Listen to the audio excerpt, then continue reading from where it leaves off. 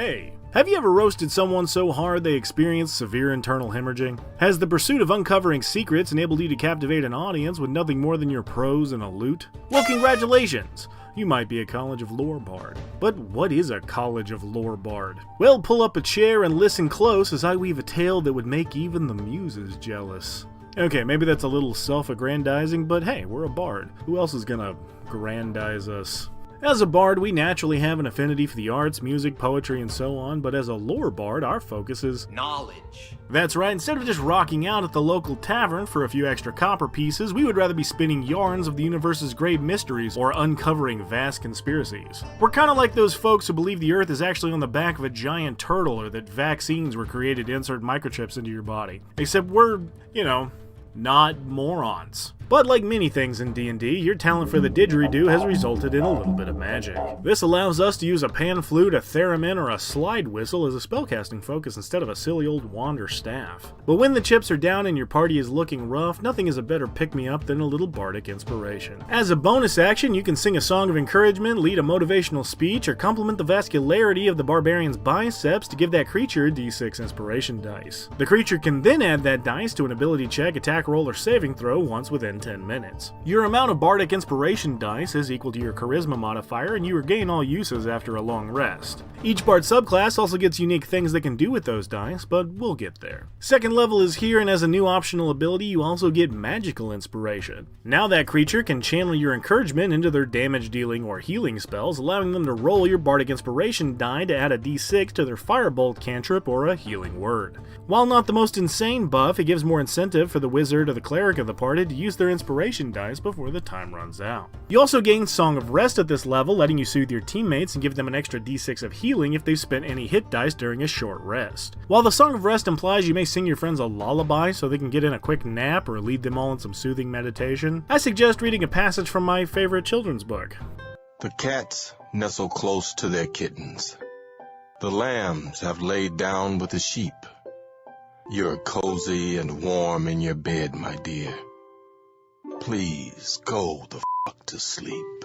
Finally, we get to the real star of the show for any bard with Jack of all trades. There is a reason bards are known as the ultimate skill monkey class, and this is it. Jack of all trades allows you to add half your proficiency bonus, rounded down, to any ability check you make that already doesn't include your proficiency bonus. But mostly Jack of all trades is there to get you out of those particularly specific jams bards find themselves in. Whether it's outrunning the Garns, distracting a junkyard dog, or singing the lyrics to Staying Alive to remember the rhythm for chest compressions, your ability to pull random knowledge out of thin air or other places will frequently come in handy. Speaking of skills, joining the College of Lore at 3rd level gives us 3 extra of those. Unlike actual college, where I mostly learned how to chug copious amounts of alcohol and what a panic attack feels like, the College of Lore can teach you useful stuff like persuasion or insight. This also pairs really well with our next ability that lets us gain expertise in 2 of those skills in the same level. Taking this in persuasion or deception just makes an unstoppable coercive machine. In my actual home game, one of my players did this, and I cannot tell you how frustrating it is to have him claim to every random NPC that his name is something like Fart McShart and then roll a 30 on a deception check. Props, T-Dog. Thanks for the fun. And the headache. But what if you're not feeling encouraging today? What if you'd rather completely sap the confidence out of your opponent to the point where they lose focus? Well, thankfully, cutting words lets you do just that. Instead of using your bardic inspiration to give your team a boost, why not tear the bad guy a new one and embarrass them to the point of screwing up, burning your reaction to subtract your d6 bardic inspiration from an attack roll, damage roll, or ability check? But how would you go about doing that? Well, hell, I reckon it's time for a break with DJ Pimenta Cheese here on the Country Music Roundup. So strap on in and let's listen to a classic. Stumble in a fight, start looking for the way out, worried about how this is gonna play out, dodge and duck and try to stay alive. Jump out the way and your heart starts racing, strike coming at you, you better start bracing, but wait, you've got your own trick to survive. Shit talking 9 to 5, what a way to win a battle. You can't use your might, so you better be a hassle. Make them lose their shit to the point they can't recover. There's a million ways to roast the life out of their mother. 9 to 5, gonna tear this guy a new one. You would think that I wouldn't be having so much fun. Want to make them cry. So give me a little credit. It's a shame this jackass won't live to regret it. Boogity, boogity, boogity, boys. Thanks for tuning in with me, DJ Pimento Cheese. And y'all come back now. Anyway, 5th level gets us extra attack. Wait, no? No extra attack? Really? I've said 5th level gets us extra attack so many times in a row it feels like an automatic response. Good thing is, Font of Inspiration is a great buff to your Bardic Inspiration die, letting you recover them on a short rest as well as a long rest, and your Bardic Inspiration die bumps up to a D8. But don't forget, better inspiration also means better shit talking. Psych! That's the wrong number! 6th level is here and we get Counter Charm. Alright guys, let me be honest. I usually try to look at what makes an ability fun or unique even if it isn't that powerful, but I really hate Counter Charm. You essentially have to spend your entire action to distract your teammates within 30 feet on the off chance that the bad guy may try to charm or frighten them. Here's the problem. Most charming or frightening effects happen either out of combat, making this ability useless unless you're just constantly shouting distracting stuff at your teammates, or within the first rounds of combat, making it almost impossible for you to get off with your middling initiative. On top of that, it doesn't even save them completely, it just gives them advantage on the save. Some of this problem could be fixed if you homebrewed Counter Charm to a reaction that targeted a single creature instead, but this is getting too long and boring, so I'll just say this. Unfortunately, Counter Charm, while I like the idea, is just too situational to be useful. Luckily though, we're a lore bard, and we can make up for this with magical secrets. Most bard subclasses have to wait until level 10 to grab this, but you're you, baby. You immediately get 2 additional spells that I guess you learn through eavesdropping or pillow talk, and they can be from any class. So grab Sacred Weapon from the Cleric list to make it fight for you at a distance, or Haste to give the Barbarian a huge boost. Or if you want to be a major dick, grab that counter spell. Jumping all the way to level 10, you get 2 more magical secrets you can pick up. Incredible spells at this level like Wall of Force or Summon Aberration, but more importantly, your shit-talking dice just jumped up to a D10, letting you officially join the cast of Wild and Out. And because getting good means staying good, you also gain expertise in 2 more skills. All skills are excellent choices here, but if you took Insight, you can make sure the other guys always believe your deception checks, or do Performance to prank people into thinking this actually means something. 14th level is here, and that gives us Peerless Skill. Now we are so moving, we even inspire ourselves when it comes to ability checks. Now if you roll poorly, you can dig deep to spend an inspiration dice and add it to your check, reminding yourself, oh yeah, I'm awesome. So awesome, in fact, we get 2 more magical secrets. Lots of outstanding options here, but Simulacrum might be my favorite. Nothing says Bard to me more than just having some other guy do the dirty work while you sit back and play your electric triangle. Just make sure you're constantly carrying around 1,500 gold worth of powdered ruby and your exact body weight in snow. At 15th level, your Bardic Inspiration die caps off at a D12, so you can perform your insult comedy routine with the speed of Robin Williams and the ferocity of Don Rickles, but 18th level gets us 2 less magical secrets. And while Clone can basically make you immortal with a little bit of legwork, and Shape Change can turn you into a literal dragon, Wish can just do all of those things, and much more. Even possibly altering reality to meet your desires. Be careful though. Make a wish too complicated or outside the parameters, and your DM could really monkey's paw you into some weird ass shit. Finally, at 20th level we get, oh yeah baby, here we go. Superior Inspiration lets us get back 1 use of Bardic Inspiration if we roll initiative without any. What? Dude, we just learned how to sing a show tune that can shatter physics, and then this? What a letdown. Not even a complete refill, just 1 more use. Well, even though our level 20 capstone is a bit of a wet fart, how does the Lore Bard hold up? Well, despite its reputation as being one of the more boring Bard subclasses, and its inability to win the poll, the Lore Bard is actually one of my absolute favorites. Maybe it's my predisposition to lovingly roast the shit out of my friends, it's definitely that, but something about this subclass really makes the Lore Bard sing for me. Get it?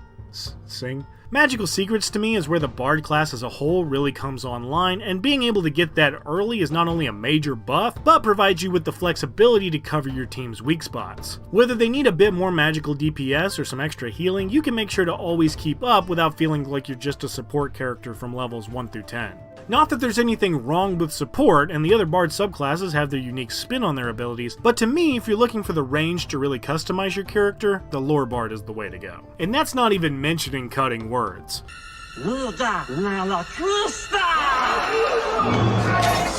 While the other bard subclasses let you focus on adding damage or giving yourself AC buffs or even creating special little effects, none of them let you just absolutely lay into an orc chieftain's dear sweet orc mom. I mean, be honest. Would you rather be boring and just kill a Nothic, or humiliated to the point where it starts crying out of its big stupid eye? So if you've got so much riz you can convince a city your name is Hemorrhoid Troy, or the living embodiment of the phrase master of none is often better than a master of one, and can roast random bad guys so bad they need an entire iceberg to soothe their blistering third-degree burns, guess what?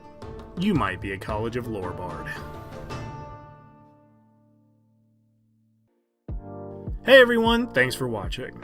Took us a minute to get here, but I hope you enjoyed the video. If you're new to the channel, please give me a like or a comment and let me know which subclasses you'd like me to cover.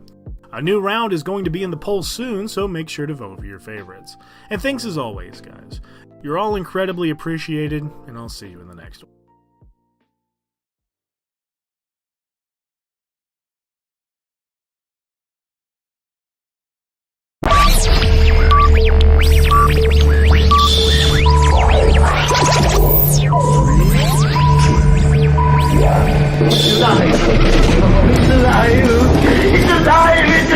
You know who this is? No, who is this? Toto? I have a feeling we're not enchanted anymore. Where we're going, we don't need roads.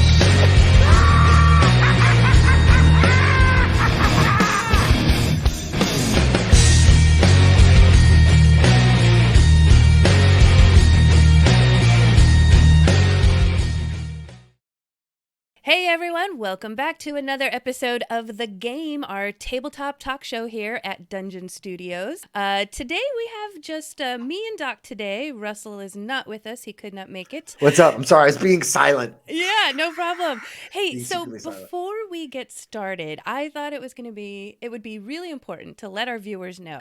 We've posted about it, but I realize we haven't talked about it on the show yet, is that we're moving dates and time. If That's you right. are a regular of ours, you've probably watched us on our Facebook page, Mondays, what did I say before? 7 p.m. Pacific, 10 p.m. Eastern. However, we are now moving, forget that, scratch it, get rid of it, forget it. We are now on Tuesdays, 5 p.m. Pacific, 8 p.m. Eastern. Hopefully that kind of helps any That's right. viewers that wanted to watch us live, but maybe, you also like to watch Monday Night Football, or, it was in the middle of something else. Hopefully this time slot allows you to kind of engage with us a little more on a live basis. So, Well, and the thing is, I think the really big thing too is click those like buttons, subscribe buttons. Then you're going to see when stuff is premiering. If we're Right. doing something live, Yes. that's when you want to know. So really, that's how you stay in. Give us comments, thumbs up, those things, and we're going to interact with you. We're really here for you to be a community. So exactly. give it a shot. Give it a shot. Yeah, and on that note, we are also, so for those of you, again, who watch us live, you know that we were live on Facebook. We are now trying to shift our focus to YouTube and grow that platform so that we have more capabilities with you. So, if you are not already subscribed to our YouTube, make sure you go over there, subscribe. It is at Dungeon Studios 4041. So make sure that you find that. You'll see our Dungeon Studios logo, and then make sure you get notifications. Hey, and if you're like me and you just want to say Google search, right? Yeah. Just say Dungeon Studios, the game, Mhm. D&D. Yep. Because if you just say the game, There's you're too gonna much. get Yeah, it's too broad. it goes nuts. If you just say Dungeon Studios, I'm not responsible for any dominatrix that shows up on your screen. So just make sure you put all those keywords and you'll find us. I mean, there's no doubt. Right, no doubt. So yes, please like and share with all your friends because we have some big things in the works. It's all going to start with our shift to YouTube. So make sure you don't miss out on any of that. Now, on to our show today, our topic. So I wanted to start, we're here in the month of November. What's the first thing you think of, Doc, when we hit November? Turkeys. Turkeys, right? Turkeys. Turkeys. Turkeys. Go, Thanksgiving. go, go, go, go. And I don't know why. I just thought that the topic of pets and animals and companions could be fun, especially if, for those of you who are planning like family one-shots during the Thanksgiving holiday, maybe turkeys will be involved. And you might want a turkey companion. You're going to eat your pet, so now it's turning into Charlotte's Web. Ooh, that's right. traumatic. For those of you, Charlotte's Web is a very fun movie. Go watch it. Well, we're saying, hey, I thought of turkeys and we're going to have a pet, but then we're going to eat them for Thanksgiving. So then I thought of Charlotte's Web. But no, pets in D&D are a lot of fun. And can add a whole new dimension to your game. When people talk about 5e being something that, you can't kill characters, people get emotionally set in pets too. They do. And animals can have an emotional play in the game where maybe a character doesn't die, but ooh, spooky, things like that. So we're going to explore this. I've been lucky enough to play a lot of different characters that have had pets over the last couple of years. So I'm excited to talk about it. So for those of you who have watched our episodes before, Doc has mentioned a couple times about a character who's he's a monkey grinder with like a little monkey pet. Yeah, Luigi. Yeah, Luigi. I love the idea of a monkey grinder performer with it's a little like music box thing. And you get your animal. So can you tell us a little bit more in depth about how you created that, and what happened was your monkey for? Well, what happened was we were told that we were going to be set in New Orleans, 1890s. Mm-hmm. Right. So, and we were allowed, and we needed to pick a character or a career from that time period. And we all decided we would pick something unique. And I just thought it'd be really good to be a street grinder, a performer in New Orleans back in that time period when it was still, shady, kind of creepy. And they did exist. So it was a thing where they would send their monkeys, they would stand outside hotels, play music, and send the monkey up the front of the hotel to collect money in a cup. Yeah. So I thought, what a great way, and then when he said to play this character, can I have a monkey? And the DM said yes. And I was like, this is great. And really, what we talked about at first was there was like limitations, what the monkey can do and who's in charge of the monkey. And sometimes I had control of the monkey and sometimes he had control of the monkey to help progress the story along. Right. And also was not a find familiar situation. We talk about 5e. Mm-hmm. I also recently played a druid, Keverlock. And he, when you have like an animal companion or something, or if the wizard summons a familiar, that's a little bit different than this monkey grinder guy. Mm-hmm. Because it's an actual monkey, like you have a monkey's stat block. Right. Yeah. And then what is it trained to do? Right. Like we had the idea like sort of in our heads that, it can scale this building like I was talking about before. But I mean, I can't make it do like crazy things, like maybe go pick up a key. Mm-hmm. But could it turn a key in a lock? And then the DM were like, well, maybe I'll strength check that. And it was really nice the way we could kind of explore it. And I have to go with, the rule of cool was really in effect. That's awesome. Playing the monkey grinder guy. I think also having it set in more of reality than fantasy made it interesting as well. Yeah. Because you can kind of envision like what would be possible. Like, can your monkey pick up a 5-pound crate? Probably not. But right. And there was no magical assistance going on, right? Yeah. And then the other thing the DM was really good at was, hey, you got a treat for me? You got more peanuts for this guy? Yeah. So he was sort of the neurotic animal instinct that I didn't want to have to deal with part of an animal. So having those two components made it more of a real, a real creature. So you're saying that you liked that there was a split between who was controlling the monkey. Yeah, okay. Absolutely. Yeah, like now I can say, when there was a point where I sent the monkey in somewhere to go find something, which was really like, I was already stretching the premise. Like, I show him like something and say, go find this, or whatever. And then the DM's like, okay, the monkey leaves you. And then, you're not in control of the monkey at that point. Right. And then I didn't see the monkey for like 4 hours. Oh no. So, it is stressful. And you have no idea why until the monkey comes back, right? Yeah, until the monkey comes back. Oh, and then gosh. the DM has this whole adventure for, what had happened to the monkey, but I don't know. Yeah. See, and that's the other thing that's really cool is there is no, what the DM got to have the monkey progress action in the story behind the scenes as an NPC, but then came back as my companion or my sidekick. So Yeah. it's very interesting. And that's an experienced DM, a Yeah. very experienced DM. And Running. again, the reality base. When we were doing Icewind Dale, I was playing Keverlock the Druid, and we had these two polar bears that we had sort of commandeered, let's say, from like I guess we were like some orcs had these two like polar bears, and they had like a big sled caravan thing, right, that they're dragging. And we of course killed all the orcs, and then we fed the orcs to the polar bears because they looked like they were starving, right?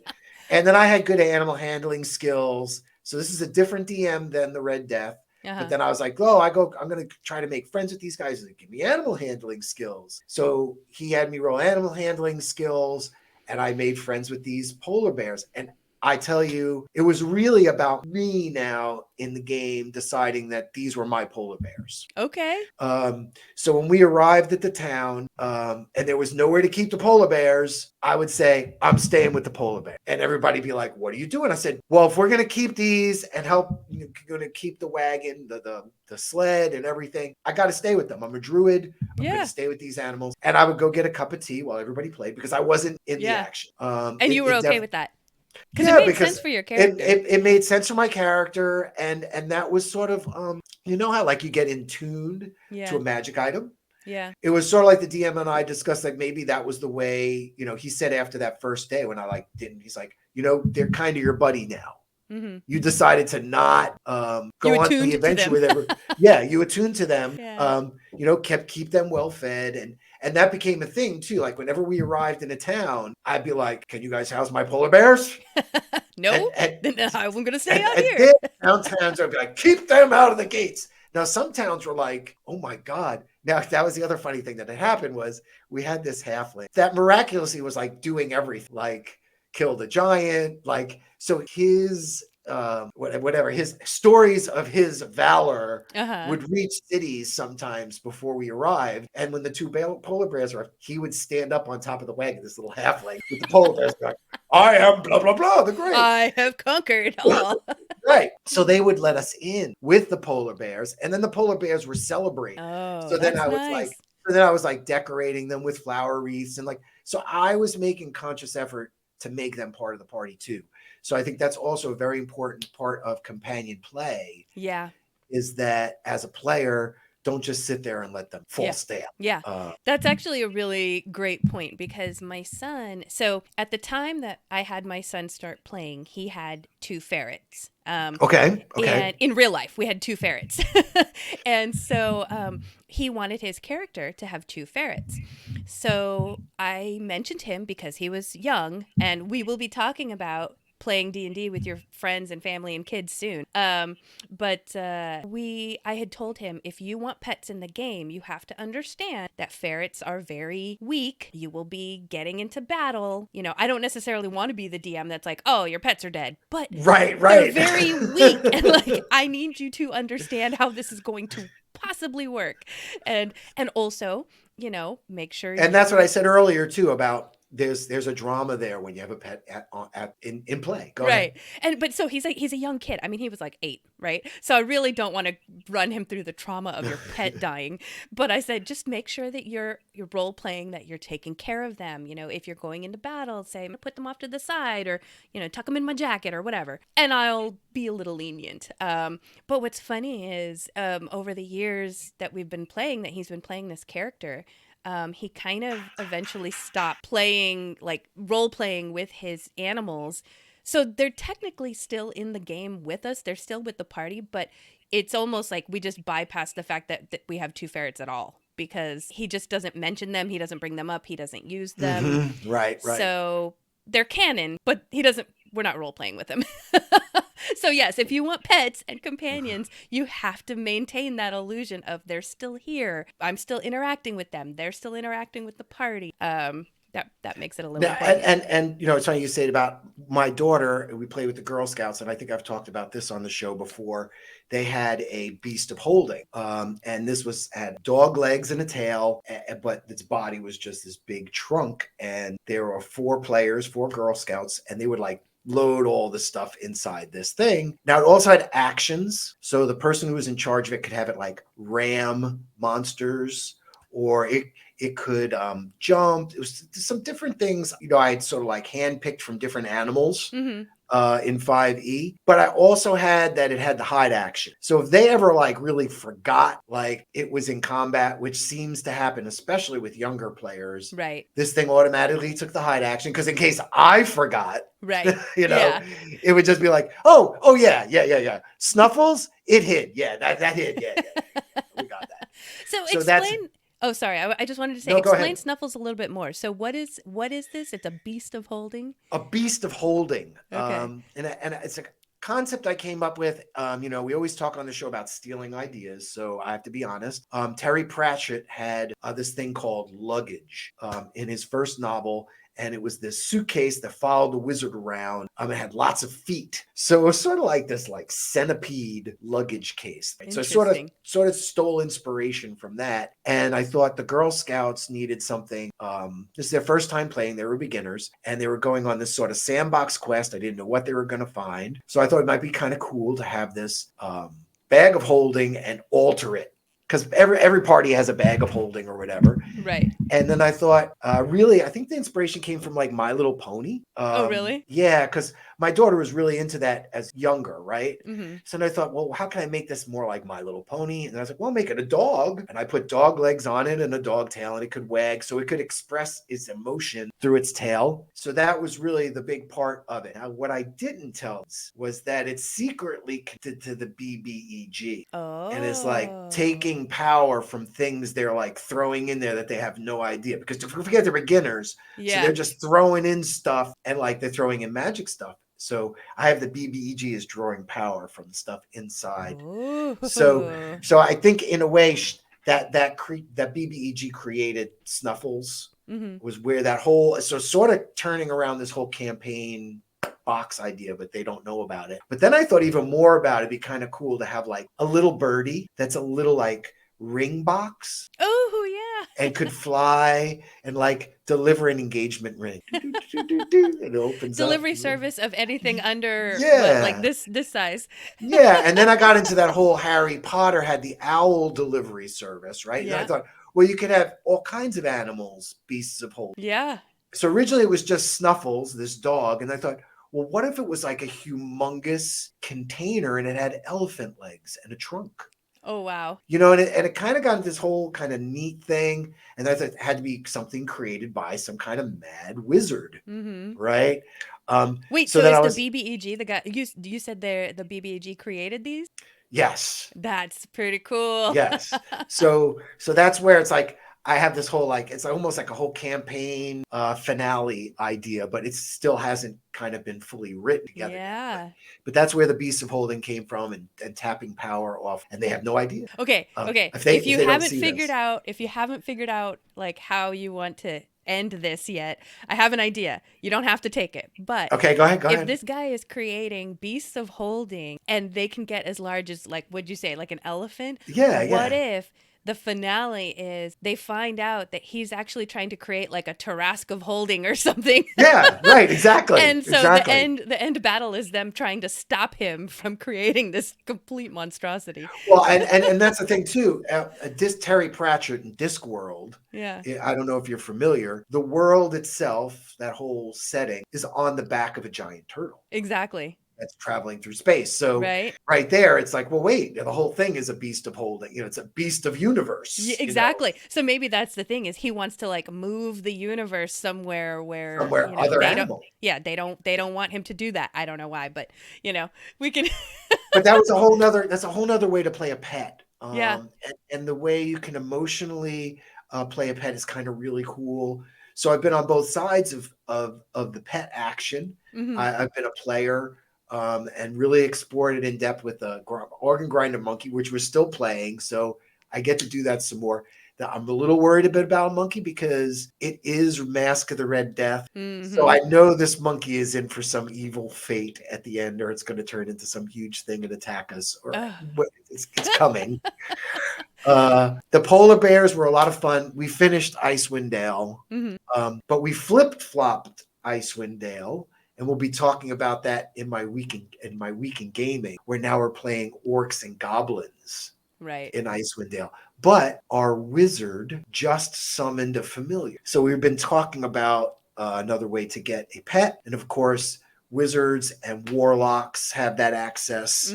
There's some other, I think is that it that I find familiar? No, I feel like there's Bard, because I feel like there's another one. I know there's another one. It's in my notes somewhere. But anyway, so there was a big discussion. What would an orc have as a familiar? And then there was discussion about a rat and then the crow. But we went with the crow or the raven. Right. We thought was a good choice, especially because you have that access to aerial views. Yeah. In the game. Now that makes the whole thing completely different when you're talking about pets in a game. Yeah. Find familiar as opposed to a pet. When you can see operate your see and hear, I mean that's a big game changer too. Yeah, so that's pretty key. Yeah. So we in our game or the game that I run, sorry, because I'm in two games, but so the game that I run, you're DMing. That I'm DMing. So for the most part, I have a table of newbie for the most part. Okay. So when a lot of them kind of said, I want a pet or a companion, I was like, well, that's to worry about. But at the same time, I'm like, you know what? I just kind of want to run this a little bit more lenient. Like, let's just, first taste is free. I want you guys to get in here and really love this thing. And then next campaign, I'm going to kill your animals. But so my friend who plays, she's a female, but plays an old man rogue, like he's kind of a heart stopper, does not have an animal. Sorry. This is where I was getting confused. She asked me, I really, really want a baby owl, which, come on, realistically, you better train that thing or that thing is going to turn on you and eat you. That's right. But and I did say that there will need to be a lot of training involved. I want to see a lot of role play training, or you may lose control of your owl bear here and there because owl bear. And she agreed. And so I'm going to get back to that in a minute. Just remember that. Okay. And I was going to say, I'm thinking some old 1E stories with owl bears and trying to raise owl bears. But go ahead. Yeah. Keep going. So then my husband, he plays kind of this like tracker, ranger kind of a character. He's a gunslinger, but he's also like very good at tracking in the woods, hunting, that kind of stuff. Okay. So he wanted kind of a working dog. So he said he wanted a blink dog. And I'm like, boy, you guys are just, picking the really extravagant animals. Okay. So I said, okay, you can have a blink dog. Yeah, I yielded, but again, I said, I want to see training, because this dog can bamf whenever. Like, this dog could leave you whenever, there should be some training involved. And he agreed. So, okay. And then, so we had my son who had the 2 ferrets. We have an owl bear. And we have a blink dog. And the bard has a pet cat. Now, the cat is just a normal cat. I was going to say, but the cat would be like the catalyst for all of them getting into trouble. Right. Is really how it should be played. Right. Well, but what's funny is, so she was the one that expressly said, like, I just want to have a cat pet. But then never really role plays much that the cat is around. So again, it's another one I don't have to worry about. So actively, I'm really only dealing with 2 animals. And that's the owl bear and the blink dog.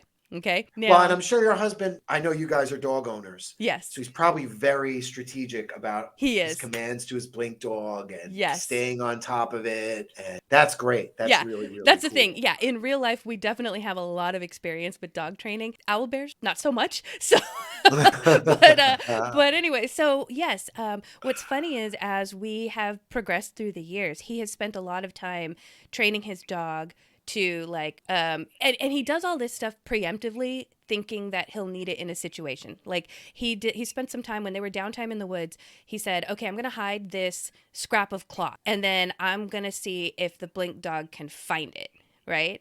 And so I had to start creating these like training mechanics because there isn't anything like that in 5e. We've talked about this Right. in previous episodes. And so I kind of came up with this mechanic where it was like, okay, do an animal handling check depending on what you want to train them and how you describe to me how you're training it. I'm going to set a DC in my brain. And then if you beat that, I will say that you have trained that skill a certain amount, 50%. Now, I was thinking we were talking about this recently with my druid and the polar bears. We were thinking about like how a wizard has a set DC at 11. Uh-huh. And as you go up, that DC changes. Oh, that's right. Yeah. The spell We DC. were thinking that same thing should be something like that for animal hand. Yeah. Where someone who's doing it has a set DC, and maybe it gets increased when they're doing those things like you're talking. Yeah, I'd have to think about that a little bit more. Yeah, how you would use that. Because if the DC is rising as it rises you, yeah, I don't know. But right. You become more masterful. Now it's interesting because you talk about, I want to go off on this a little bit because you talk about creatures. Mm-hmm. And they talk about classes. When I was looking up information for this, they were talking about their categories. They're also, besides a pet, you could have something that acts like a big brother. Yeah. Because it's powerful, intelligent, and benevolent and wants to guide you or protect you. Okay. You can have a sidekick. They can be sapient. They can be equal partners, but they're always at your side. And they said, think about Rocket and Groot. Okay. Right? Yeah. As that kind of combination of sidekicks, right? Evil and smarter than you. Okay. So there are some, and there's this whole list of creatures here that someone made that could turn out to be pets, but then turn out to like have their own personality or and hurt you. And these three categories ended up including the following monsters. They have devils, yogoloths, hags, alhoons, angels, because don't forget they can take different forms. Yeah. Right? So you can have something be a pet, but it could be a devil. Yeah. They talk about centaurs, ghosts, half ogres, even demi-liches end up in this category. Interesting. I mean, I guess I could see that. Let's say if your campaign is in Shadowfell or something where access to those things might be a little more common. Right. Now, then the other ones they start talking about is different beasts like cloakers. Mm-hmm. And harpies, mephits, neogis, and ogres. Like if you capture them as children, can you raise these creatures? Now when we played, I was mentioning 1E. I guess it was the mid 90s. A friend of mine asked, he wanted to learn how to play Dungeons and Dragons, and Dungeons and Dragons was like in the midst of 2.5, 3, whatever. And instead of trying to like do all the rule sets, I just gave him the old 1E player's handbook and said, let's just play with this rule set. And I sort of made a sandbox in 1E. Mm-hmm. And that was the first thing he did, being an inexperienced player, was I take home an owlbear egg. Yeah. And that's why you were talking about owlbears before. Yeah. And I'm like, that's the first thing. He's like, no, and I'm going to make a zoo. It was like, he didn't want to make a castle or keep. No, he wanted to make this place to keep his owlbear and all these different animals that he wanted to start. Like that became his huge thing. And I had to go with it. Again, he was a beginner. Yeah. It was 1E. He was playing this elf. There was no such thing as animal. Maybe there was a 2.5 or a 3 something supplement that I might have been like peeking at for some hints. Yeah. At the time, but the same thing, that whole idea of, I think some DMs though are very strict that monstrosities can't be pets. Right. So I don't know if I can cross that line with the blink dog. Yeah. It was, trust me, like I said, it was one of those things where I was like, well, okay, I already said yes to the owl bear. We're just going to do this. And like I said, I have the mentality that, okay, these are all newbies. I just wanted them to have a good time. Had no idea if we were actually going to complete this campaign. I mean, here we are years later, we're still playing it. But, right. At the time, I'm just thinking, oh, this is going to be like 2-3 games and they're going to fall off the face of the planet. So let's just give them a good time. So, I think it's great. Yeah, I think it's great. It becomes a serious thing. And now I'm like, oh, okay, I need to figure out how we're going to do this moving forward so it doesn't become overpowered. And now he can train his blink dog to do a million things, So, because he was actively training his blink dog every downtime. He was actively training his blink dog. And I'm like, this is going to be some military grade dog. Let me ask you this. He's busy training his blink dog. did you say he wasn't getting his rests in? Well, he would only spend enough time, like an hour here, 2 hours here, nothing like a full night of training or anything like that. So he did still get rest. But I just wondering. yeah.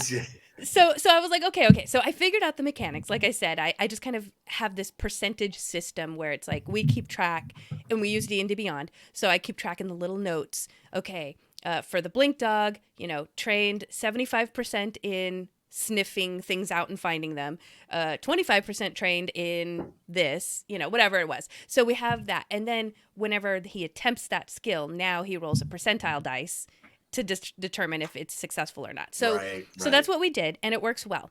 Now, what's funny is he's actively training every downtime, and I look at the rogue and like the owlbear going, and nothing. Like, and I was like, okay, not training your owlbear. Okay. And I kind of gave it a few tries of like, are you training your owlbear? No? Okay. And finally, I'm like, I just got to pull the trigger because she's not training. And it was frustrating at first. She's not training this owlbear. This owlbear is going to go away and she's going to be mad at me. So I was like, but all right. So the next opportunity, they were traveling, they were on the road, and I just rolled and I was like, the owlbear just goes taking off into the woods. You don't know why. You didn't hear anything. You don't know why. But the owlbear just goes taking off. And the entire encounter now became they're chasing this owlbear and trying to get the owlbear back. And it turns out that there was like a hive with honey and bees. And so now they're getting attacked by bees. Plus the owlbear's trying to get honey. Like it was just, but it was not like a deadly encounter, but it was enough that I got through to her. Like, if you don't train your animal, I get control of it. That's an important point, though. I think that's something good you brought up too, is that all random encounters don't have to be serious encounters, and pets are a great avenue to lead to those non-lethal encounters. So that's another good point. I like that. I really, really do like that. No, what's funny is, did she train her animal after that? Not really. No, she didn't. No, what's funny? She didn't. And like here and there. So you're letting the owlbear hold on a bit. Well, so no, basically when I see opportunities where the owlbear can just cause mayhem, I now do it. And what I'm learning is that they love it. So they're letting this happen. And they're just leaving this owlbear untrained. However, this is like Pavlov's dog. This is like Pavlov's owlbear. The owlbear. Now, when they found I had written in this encounter that they found the owlbear when it was a baby. There was like a mom owlbear and a couple like baby cubs, and the mom had died, and so they found this one cub, and so that's that. So they've had it since it was a baby, but it's pretty big now. Like it's getting big, and I keep reminding them that you cannot carry this owlbear anymore. Like. I think it's going to lead to some very interesting. I mean, I'm thinking about it. I'm like, what am I going to do with this thing to teach them? I would definitely have some kind of like proportional, like go crazy wild elephant percentage that just keeps getting higher and higher. Yeah. Where at some point it just God, you're thinking of so many things at the same time now while you're talking about it. My mind is like crazy thinking about it now. Yeah. Jeez. Now talking about the different magic creatures being companions. In my research, I came across this thing called Stibble's Codex. And not going to go into it too much, but they got all kinds of things. And this was a Kickstarter a couple of years ago. But this seems to be the thing that everyone on Reddit and everyone's saying this is like the most extensive 5e companion thing there is. And they have everything magic. There's like a little deer with wings and a mushroom. Do you want me to put it up on the screen real quick and kind of scroll through it? I mean, we don't have to. Okay. It's not really necessary. And anybody can find it. It was like super funded, super backed. But you're talking about owl bears, and their part 2 companions pages is somebody like trying to feed an owl bear. Oh, yeah. So they have some rule sets in there with how to play with companions. And like I haven't read any of it. I know you can find it to look at it, peek at it. Yeah. It is actually really cool. I mean, just flipping through it, and it's how many pages? It's 167 pages. Yeah. And they got all kinds of things in there. From little demons to foxes that are I'm gonna throw it on the screen real quick, just for a quick flip through, not like a inspection or anything, but you guys got to see this, okay? So it's cute. Hunt for this online. Okay, 167 pages of this. Oh, there we go. Takes a second. But yeah, there's like a whole. I'm just gonna get to the index if I can. Oh, it went all the way to the end. It went to the end. Here we go. Okay, But there it's we go. pretty neat. So look at this, all this table of content and animals by groupings and stuff. Super cool. So that Elemental creatures, mephits. I like there's like mini hydras. So you even got like miniature versions of other monstrosities and stuff. So you can kind of yeah, go kind of crazy. This is not really my game, to be honest. I right. mean, at that point, to me, it's a little bit too much. I like that somebody went through the idea of setting up rules, but we've been talking about a lot of good ideas. And I have to mention while we're talking about pets, have you ever played Humblewood? Now, this isn't pets necessarily, but everyone in Humblewood is like an animal type critter, like someone's a rooster and someone's a chihuahua or someone's so everyone actually plays Oh, I think I've heard of it animal. though. That does sound Yeah, familiar now. yeah. Okay. And I just, when I see this codex book, it makes me my brain jumps right to that kind of super high fantasy Yeah. Yeah. um, Interesting. of that Humblewood type setting. So here's the other thing I wanted to ask you. Well, you have the game that you run in. You have Snuffles. Does Snuffles have a stat block? Is Snuffles ever in danger of being destroyed? Yes, Snuffles Okay. has armor class and hit points, and I have it homebrewed in D&D Beyond. Okay. It's public. I bet somebody else could find it. Okay. Interesting. It might be there. You might be able to use Snuffles. I was just curious because for those of you who have watched Critical Role, I'm sure, and see campaign 1, you know that there was a bear trinket, and then they had this neck. I think it was an amulet or a necklace where they could put the bear in the necklace if they were getting into anything a little hairy and they didn't want the bear to die. And so I would also suggest, if you have players that are going to get a little butthurt if their animal dies, at least give them the ability to tuck that animal away somewhere. Now, if they forget or if they choose not to, well, then I don't know. As a DM, I would take opportunity there, but if they don't, and then at least they have that option.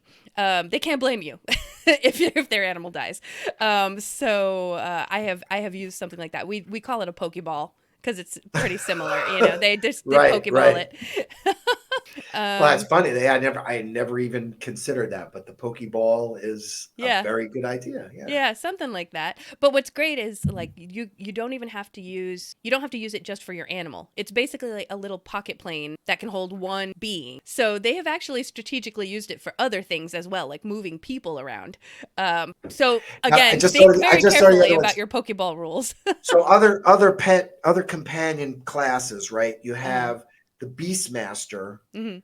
Is a subclass of fighter, I think. And they get an animal companion. I think so. And I often like picture like fighters like on mounts. Have you ever played a character with a mount or a DM someone that has a like warhorse or no? See, and I think that could be a very, very intriguing part of the game. Again, we go especially back to if they have like The Witcher, he always has his horse. It's kind of his companion, but it's also a mount. Now I go back to 1E. I had a friend who played a paladin, and his paladin had this warhorse that he did not ride. The warhorse was just there to kick butt and take names. Yeah.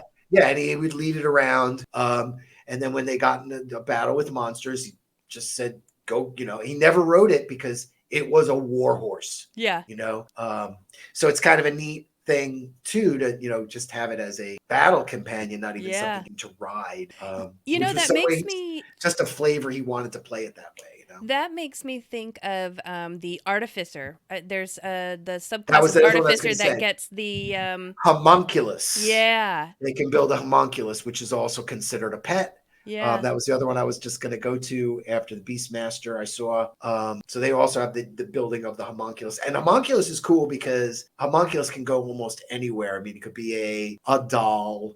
It could be a China doll. It could be a robot. It could be my brain always goes to Doctor Who because there was a homunculus in the Talons of Wing Chiang episode. Yes. Yeah. Which was that Muppet, the marionette. Yeah. Which again, that's another really good horror trope. The homunculus. Yeah.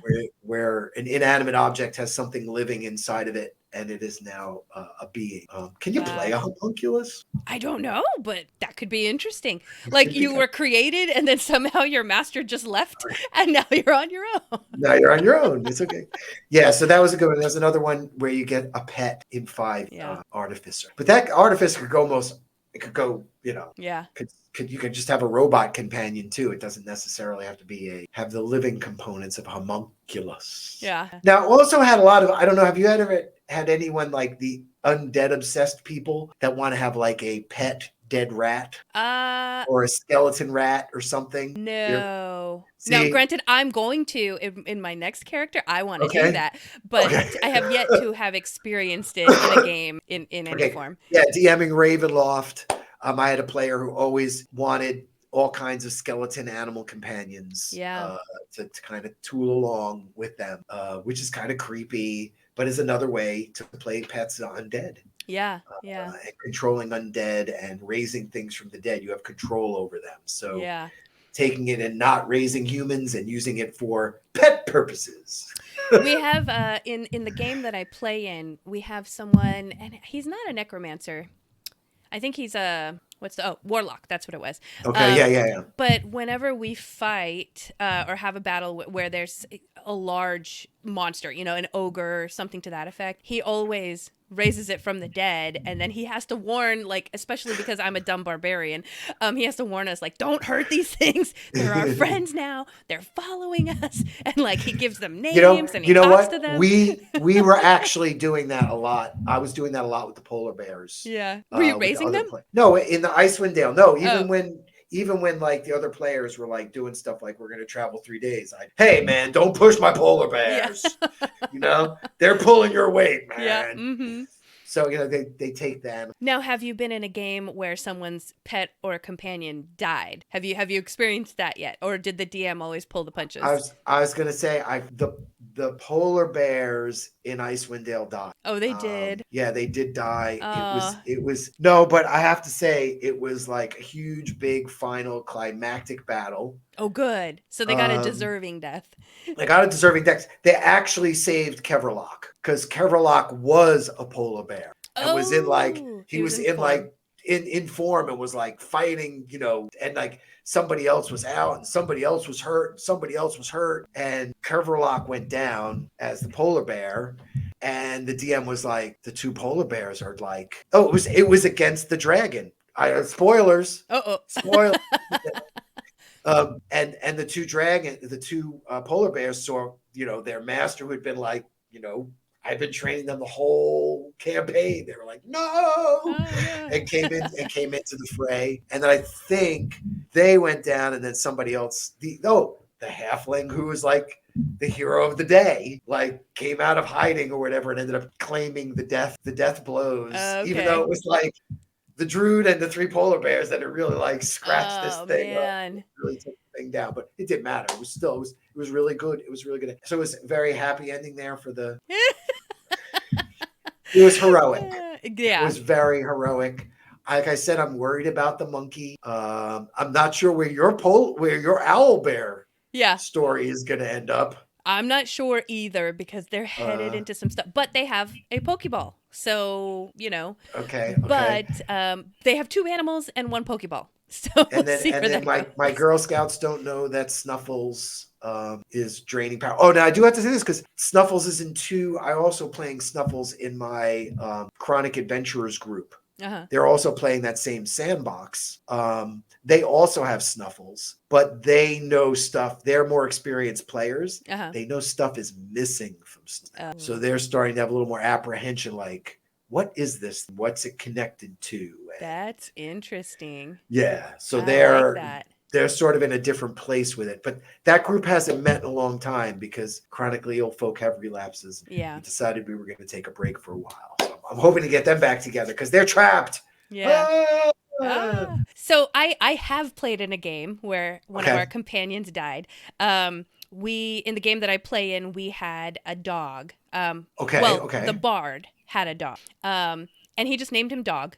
And so we had this dog that he trained and kept around us. And it was a really heavy battle. It was kind of in somebody's backstory, this big, person. And that was a brutal fight. I mean, we were there with one of our characters' mother and father who died in the battle. The mother and father died in the battle, and then the dog died in the battle.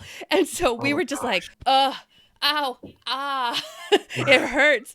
And we had this whole like funeral for the mom and the dad and the dog. Oh, it was just the worst session ever. But we actually role played it and did we offered little offerings to the funeral for the dog. I love that you guys played this out though. This is really cool. God, it was so really, heart-wrenching. Really cool.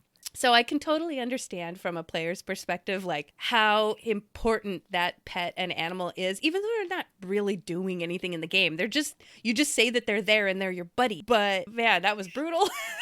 I was gonna say, I feel like I hear you getting verklempt over there. It was brutal. Yeah. Okay. So now, yeah.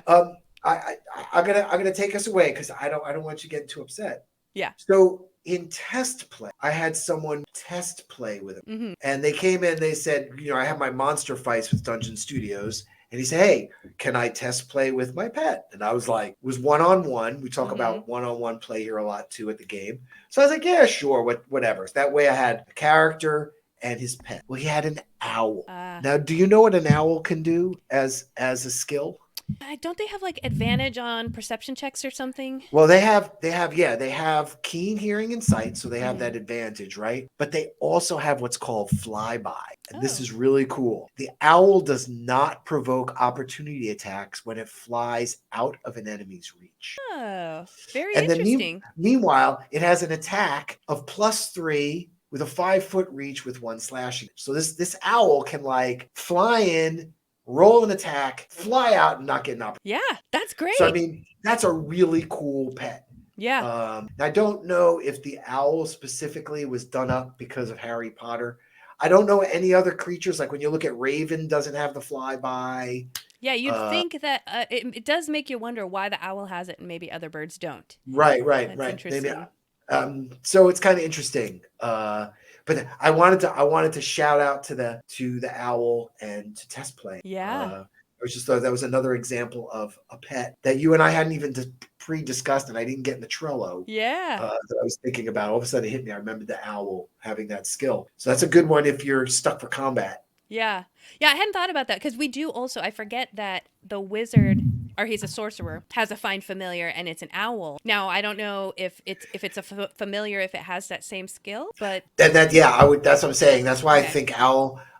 do you know what the other creatures are for find familiar? I wonder if they specifically targeted some wizard I don't know, because I know there's like octopus or fish and bird, like all small, very simple animals. Cat. I don't think you can do dog technically. Really? I don't think so. I remember seeing cat, and I remember thinking I didn't see dog, but don't quote me on that. See, now it's interesting because an octopus has 2 actions. It has a tentacle attack and can do ink cloud that it can recharge.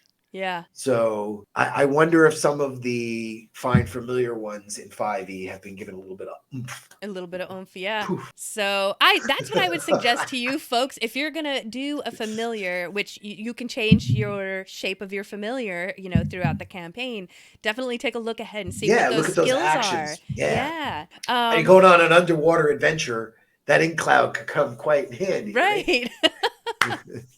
Kind of like that. So yeah, I think let's talk about this. Some of these like rules and limitations and things that as a DM or maybe even as a player you need to think about if you're going to do a pet or companion, right? Right.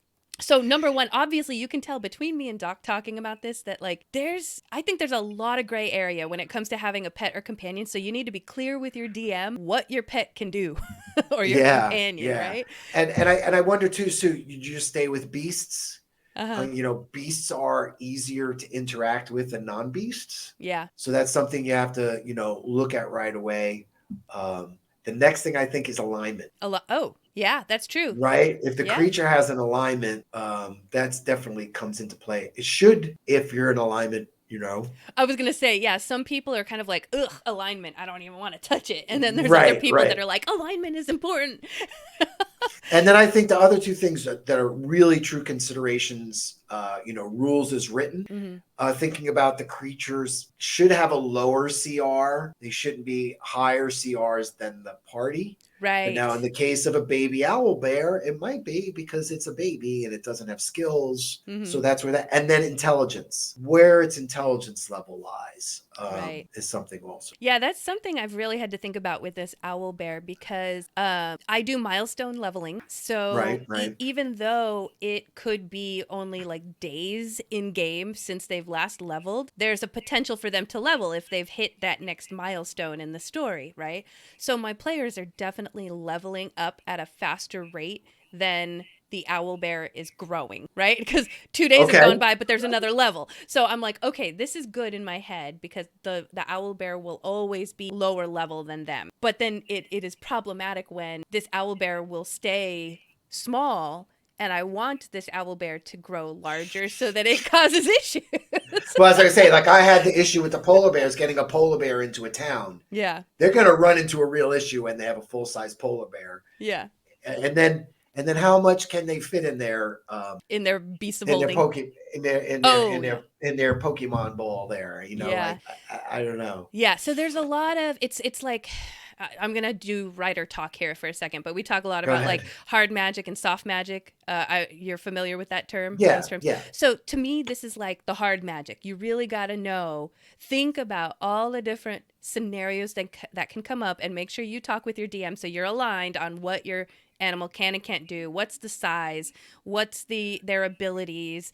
Are they? Do they even exist in your world? Well, now, like that kind of stuff. Well, now while we're talking about this, we're saying beasts are better, and then you have blink dogs and all this. Remember that monsters are going to cross into that plane of possibly becoming pets or companions. Yeah. Because you have animal friendship, charm monster, That's dominate beast, dominate monster, and then you have polymorph. Yeah. So when you're polymorphing things, they become those things too. So yeah. in all those different cases, you really have to think about, what's going to happen. Right. A lot of the things we've been talking. Yeah. It's kind of, you don't want to, I don't know about you, but I wouldn't want to be stuck in the middle of a session coming up with something, Now, if that happens, then just make a ruling and then say, we're going to talk about this. And then you guys come up with rules for the next time, But yeah, there's a lot of things that can come up that it's so strange that 5e doesn't have like a really clear direction on how this all works. I really think they left it out for Rule of Cool too, because the same thing, like I was saying, I think they're starting to get into it with that Beastmaster. Mm-hmm. And again, that's for an experienced player. Think about a Griffin Steed. Yeah. Someone who's playing a Griffin Steed, they're going to be this fighter. They've got a lance. They're just like I was saying, they're going to land in town and be like, who's watching? Yeah. Nobody's messing with my Griffin. Mm-hmm. So I think they left that. So it goes back and forth from DM. I had something here that talked about that actually. Oh yeah. In my research. It says rules as written fall under the NPC feature spectrum. And it says NPCs are run by the DM. But then it also says in rules as written that they're an extension of the PC, which is determined by the DM's discretion. Control could develop over time using a system of training hours that forms a greater bond with the pet. Yeah. That is rules as written. All right. Interesting. So again, that's they've left that so the DM and player can create this thing. Or a third party can launch a Kickstarter. Yeah, that's true. I like that though. That's good that they put that in there. So you're right. So I do like the idea that it's left open for interpretation. So as long as you two talk and agree, then there's nothing wrong with it, right? Right. Now, we want to make sure. Ahead. No, I just wanted to say, like, you were talking about all the different types of animals, like the or companions, like what did you say? The like infernal, or the aberration, things like that. Oh yeah. So you want to make sure that whatever pet or companion they want makes sense in your world, right? Like if there is no such thing, right. if I didn't have any owl bears in my world, I would be telling my friend, like, sorry, they don't exist. And maybe try to find some other way around it. But just think about how that works. And then think about how this beast or animal or companion is going to be received wherever you guys go, right? Like Doc was like, oh, they're not letting my polar bears in? Well, crap. Now I got to stay out here with my polar bears. Now, and also consider as a player and a DM looking at some features and actions from other creatures and things. When someone trains a dog, maybe that dog acts more like a wolf and has that ability to flank. Yeah. I think those are important things that should come into it, and seeing which way a pet usually has some kind of permanent action. Yeah. Like it might be a permanent scout, or it's very good at sending messages far distances, or there should be a skill that it's specifically trained, and then everything should extend out from that specific skill. That's really how you train real animals too. Right. Yeah. So something to consider. Yeah. That's yeah. It's interesting. It's just something to consider. And this is, and that same article I was talking about with they had the rules as written and what you can consider as other rules to be used. And that's when they talk about mounting. When you're there are mounted rules. Yeah. Have you ever, I mean, again, neither of us have ever played with them, We haven't really right? done it much. I remember back in like 3E, 3.5, I think we were doing a lot with mount, but it was so long ago and I really don't remember other than we rode them. And I think at one point we were in, I do remember now that we're talking about it, because I was a ranger for my very first character. And so I used bow and arrows. And I remember trying to do a battle where I was shooting arrows on riding my horse, and there was a lot of difficulty involved with hitting people because of a moving horse. But it's just been a long time, so that's all I really remember about it. Yeah, and I say and they talk about like shooting arrows from a moving horse. Yeah. And again, I think a lot of these things you can do on the fly and be creative with. Again, think about your player and what they've practiced. Like you were saying, if your husband had practiced shooting arrows off the back of the blink dog, when it came time to shoot an arrow off the back of the blink dog, he should be pretty good at it. But obviously, that's not a skill he's practicing with the blink dog. So. Right. Yeah, you've got a good point, though, talking about, like, what's this animal's or companion role in the party? Or what is the intention? Like, when your player comes to you and says, I want to have a pet or companion, can I have this? Ask them, like, well, do you want it to act like is it going to be a pet? Are you actually intending to use it in battle? Do you just want it to be a little chum that follows you around? Like, so because that can definitely inform your decisions and your choices for how you're going to run this. And again, the DM is really paramount here, players. If your DM isn't ready for an extra load, please don't try to go into the pet or make it too overwhelming for the DM, because then it backfires on everybody. Yeah. And with that note, because especially if you're starting a campaign that's like, if you're starting at lower levels, I think that's helpful. Let's say you want to have a pet, but then your pet's going to be basically like a blob that can't really do much, right? Because you guys are like level 1, level 2, level 3. Wait until those higher levels and talk to your DM about like, man, I would really love it if my pet could now do this. Can we like start working on that? But at least in the beginning, if you are a DM that's like, ooh, everybody's asking for pets and it's overwhelming, just make those pets very incapable of a lot in the beginning. Beastmaster is a ranger subclass. Okay. So Spider, Ranger, Beastmaster. Yeah. That's where that fits in. So that kind of works out too. I kind of crossing over. And Swarm Keeper, I think, is also with. And then another place where your players can end up with animals and animal companions. We were talking about the spells, and we've talked about the classes, magic items, the figurines of wondrous power. Oh, yeah, the ones that turn into animals, That turn into animals. So that would be another place where, as the DM, you may encounter that whole animal companion. They're going to train it. They're going to befriend it. They're going to not befriend it. There you go. Something to think about. I don't know if there are any other magic items.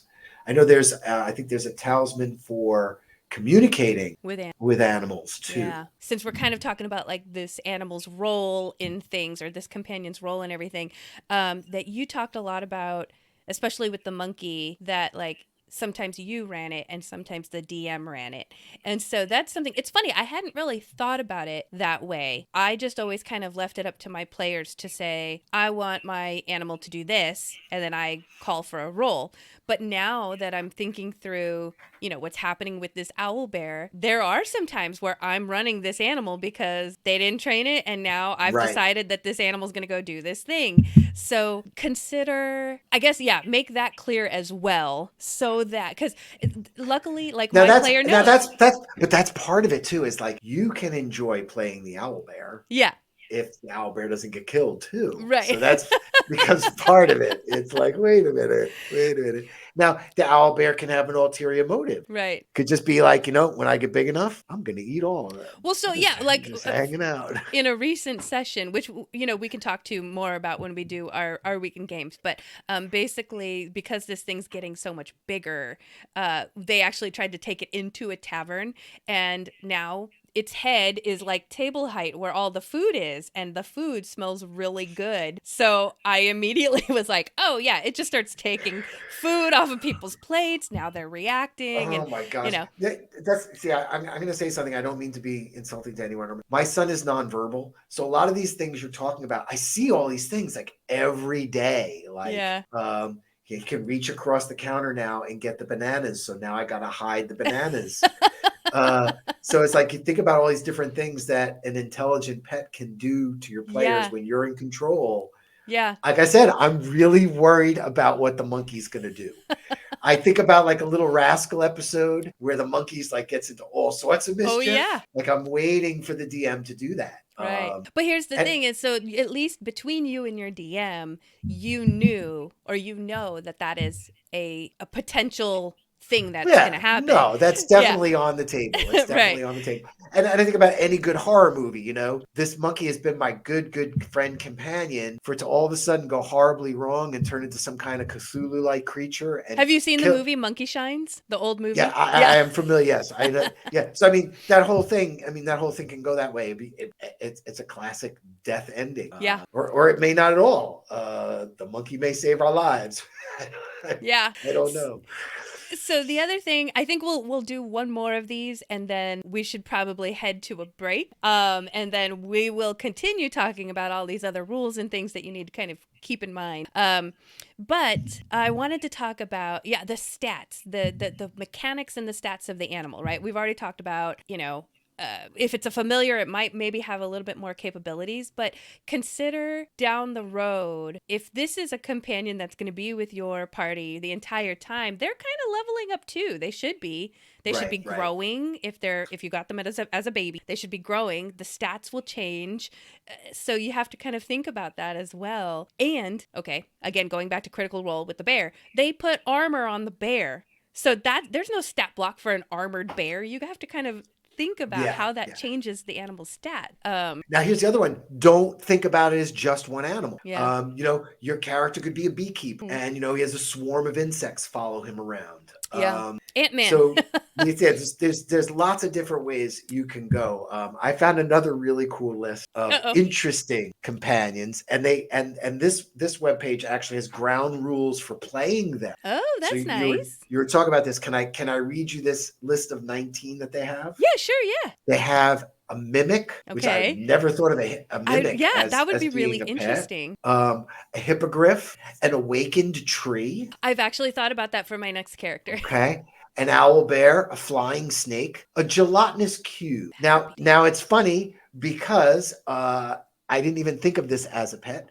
But in one of my adventures, they go into this wizard's laboratory, and the same wizard that created Snuffles, they find a jar with an inch-sized gelatinous cube that they now keep in a jar, and they carry it around with. So it sort of is. It sort of but is. What a pet. do they do anything with it, or it's just like a little thing that they just talk to? It's just a little thing, yeah. And then they've used it. I think they used it once to go. They made it go through a little hole or something. I don't remember, but it's just something they have now. This little, and they can make it dissolve things and kill. That's what I was thinking about, because like going back to the D&D movie, they had the gelatinous cube, right? And I think there was a scene where she kind of like put something in the gelatinous cube and then like took it out. I can't remember. Right. So you could kind of, I wouldn't say it's like a storing like a bag of holding kind of thing. But how funny would that be Using it as here's like my lard. pet. Every time Using you want it like lard. Yeah, every time you want to store something, you take a point of acid damage, but or keep something in there you want to protect. Yeah, you know? I don't know. That's interesting. All right, so sorry. I got a little carried away. Wern, Displacer Beast. I don't feel like a Displacer Beast could be a pet. I mean, that would be on the par with Owl Bear, I would think. Okay. Guard Drake, Pet Swarm, Blink Dog. You already got Dinosaur we've not discussed, which if you go into Tomb of Annihilation, you can even race dinosaurs by the, they set that one up. Giant whatever. Giant whatever. Because you have all kinds of giant animals. Yeah, giant animals. Right? Giant crab. Yeah. Bullet, Rust Monster, Pseudo Dragon, very cool Rust creature. Monster. That can you imagine? Think about that before. Yeah. Could you imagine having a rust monster and if you didn't train that thing, you're gonna wake up and everybody's armor is shit. Well, and then you gotta make sure it's getting fed, right. Or everyone's armor is gonna be like shit. That'd be really hard to. Griffin, I had mentioned Griffin before. Undead animals, we had already talked about, and then this is one basilisk. Oh, interesting. All right, now which also leads me to one I wrote, another one I completely forgot. When I first started, I wrote 1-page side quests and 1-page encounters for Dungeon Studios, and I wrote one called Cockatrice Complications. And basically what happened is you come around this clearing and you hear all this sound going on, and there are 3 male cockatrices fighting, and they're right over this big hole, and the 3 of them are fighting. Now, if you get involved, they're going to come attack. Okay. If you don't get involved, the one cockatrice or one of the cockatrices wins the battle, goes in, mates with the female in the nest, and then comes back out. Now, when he comes back out, he's so darn happy that if you roll a successful animal handling, he will join you and be like, yes, because you didn't kill him. Like if you took care of him in the beginning, then there's a bonus to that. Like if you, so it's kind of a neat. A cockatrice would make a great companion. I feel like, send it after things to petrify them and stuff. Yeah. And that's not even on this list, but that's a pretty cool list. And then they have detailed, awesome dice. It's called awesome. I love all these D&D sites. There's a billion. Oh yeah. I mean, if you can't come up with a rule, you can't find your own rule cool. Someone has made a rule for you. Yeah, I'm trying to think how that would work if you had an animal that could turn to stone. Like, nobody look at my pet. Well, no, with a cockatrice, you have to be brushed by its tail. Oh, okay. Interesting. So it's not a I don't think it's a vision. But like with the Medusa, it's basilisk. The basilisk, that's what it was. Vision. Yeah, basilisk, it's vision too. Yeah. You keep a big hood over it. Yeah. Right? Something like it wears Blinders. sunglasses. Oh my God. Anyway, all right, folks, I think that's the perfect time. Basilisk with sunglasses. That's the perfect time to head into a break. So I just want to remind everyone again that we are moving dates and times. So we are going to be on Tuesdays at 5 p.m. Pacific, 8 p.m. Eastern, and we're moving our priority over to YouTube. So that's where our features will get be. Get into YouTube, hit that subscribe button, do it now. Hit the like button. That's going to help you, me, everybody. Yep. And then during the break, you're going to enjoy some comedy skits. We've got some music parodies, deception checks, bad lip readings, all kinds of fun stuff. And then when we come back from the break, we're going to go ahead and let Doc give us a little magical Q&A. I think that's going to be fun. And we'll complete our list of all the things you need to think about when you're going to have a pet or companion in your game. All right, folks, have fun, and we'll see you in a bit.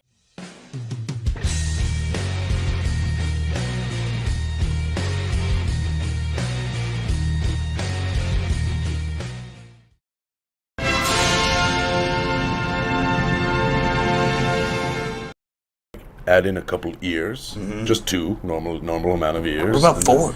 4 ears? 38.50 Excuse me? for the teeth. 38.50. Why? Teeth? I covered you for the cash, dude. Stay there for like 2 days. Why would you smell it first thing? That's for you, dude. I stayed up for like 2 days, dude.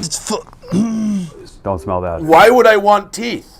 You said the other day you were like, I'd pay for like a great set of teeth. Here's the fucking teeth, dude. What? 38.50. I'm God, Tooth Fairy. I could just make teeth if I want. All right? I'm bringing them back. Why the hell would I want a bag of teeth for? A bag. This fucking guy. I got a dump truck full of sacks parked right out front, okay? What? There's a lot of teeth in there.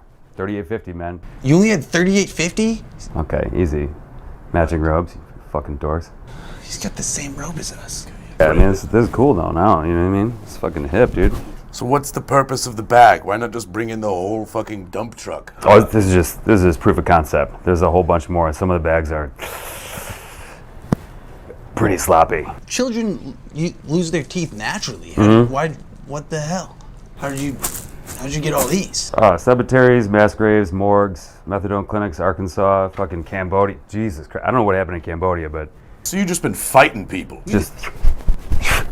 You guys don't do that? Just do a little fucking melee violence sometimes? You go out and just see what's happening? Just rustle up some violence, you don't... No? No, I mostly just lightning bolt from up here. It's coward shit, but, you know... I keep telling you, job is not about the challenge. It's just about rewarding young children. It's not quantity, it's more quality. I missed that memo. I thought it was straight up, give me as many fucking teeth as you got, and Some of these that's not a human tooth. What the hell? Where are you Where getting the hell these did you from? get that from? It's a dog. A dog? You didn't say, so I played a little jazz. You know what I mean? Fought a dog? I didn't fight it. Well, at first, and then he was dead, and then it was, it's a little easier. They are hard to get teeth out of their mouth when they're alive. They fucking bite super hard. You guys, I feel like I'm awake for the first time. You know what I mean? You've opened something in me. Okay, pay this man. Get him out of here. $38.50. You have any gold coins? Venmo? This is a Uno box, one of a kind. The metal? Pretty good. Yeah. All right, just $38.50? Uh-huh. Yeah, all right. Also, I'm gonna keep bringing you teeth. Can't wait. Yeah, thank you, Tooth. All right, love you guys. Catch you dudes. Oh yeah, all the love. Is he gone? Yeah, I shit my pants. I did something new to my pants. New?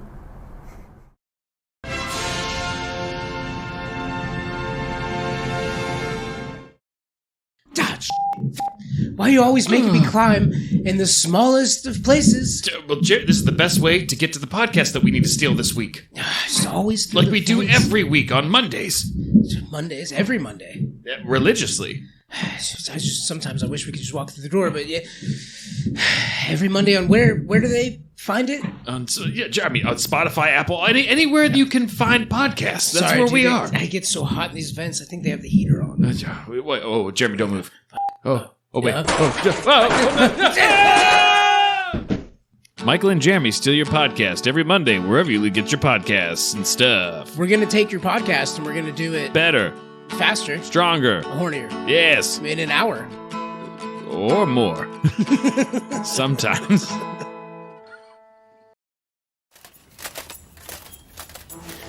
Big door, guards nearby. That can only mean one thing. Treasure.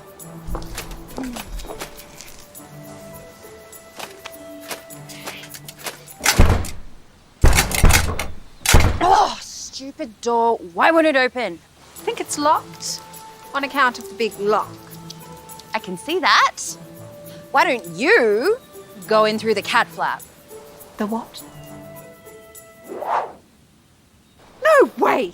Come on, just squeeze in and unlock the door from the inside. I am not about to get on all fours and crawl through a cat flap like a common house pet. I'm more dignified than that. But aren't you a cat? No. I'm a bipedal humanoid feline. What's the difference? I'm going to pretend like you didn't say that. Well, I am not about to let a measly door stand in my way. Stand back. I've got this. You have to be pretty weak to allow a measly door to defeat you. Are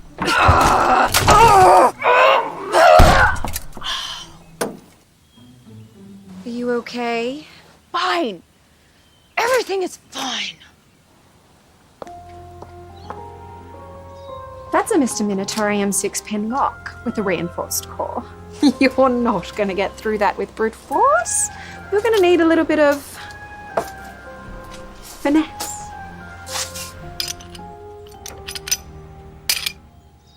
Ta-da! Show off. And now, the grand reveal!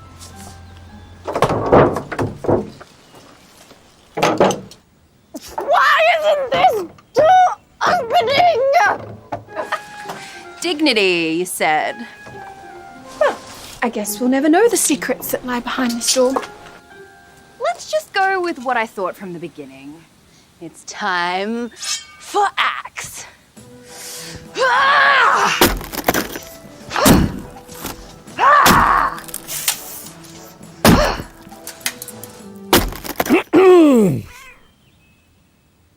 are you and your friend doing here? She's not my friend. Barely even associates.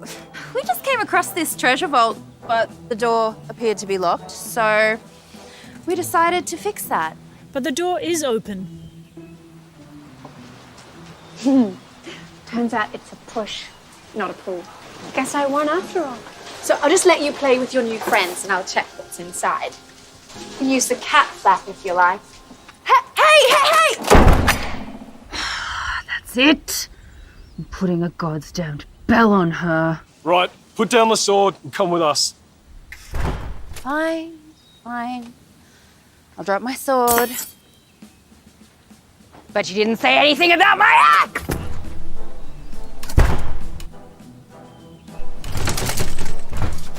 Hope you like rotting away in prison cells. 'Cause where you're going. There ain't no way anyone's coming to pick that lock.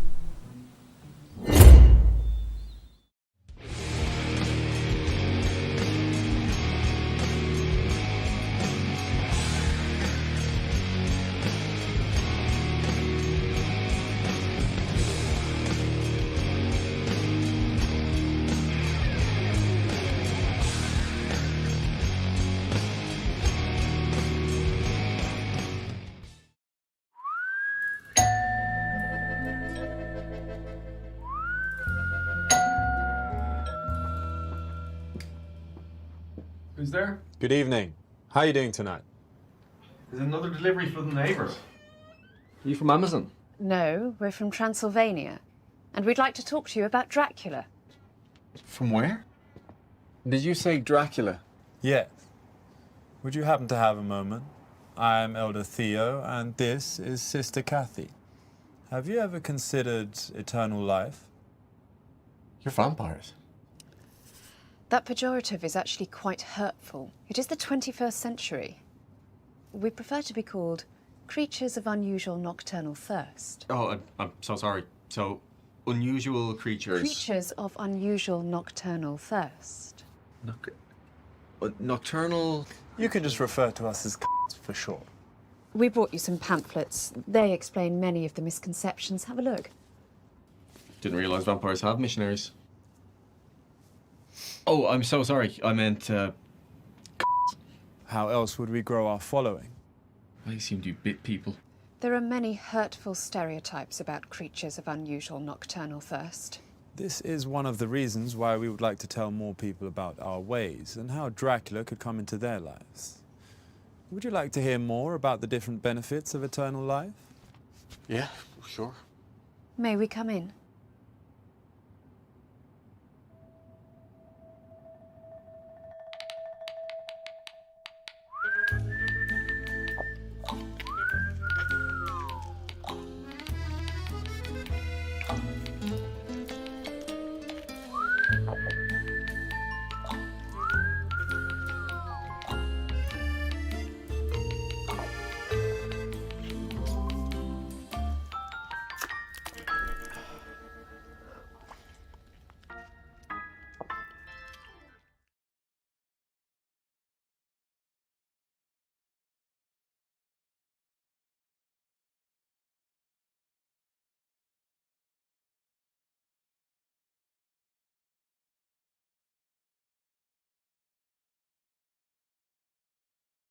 And we're back, everybody. Hope you guys enjoyed that break. God and Angel may be joining us in the future, maybe. I really hope so. They'd be a lot of fun to talk to in person.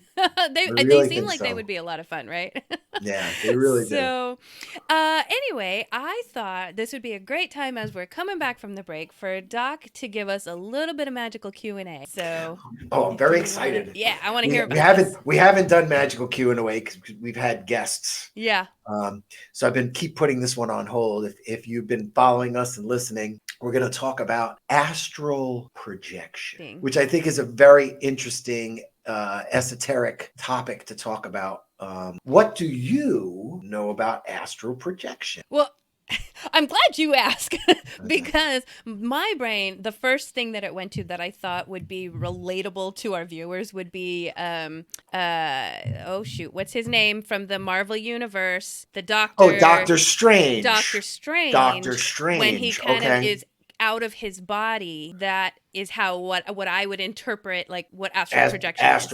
Astral projection, Doctor. Right. And you know what? That's a really, really good example because Okay. I would say in the 70s, Doctor Strange really explored the astral plane in the comics. Okay.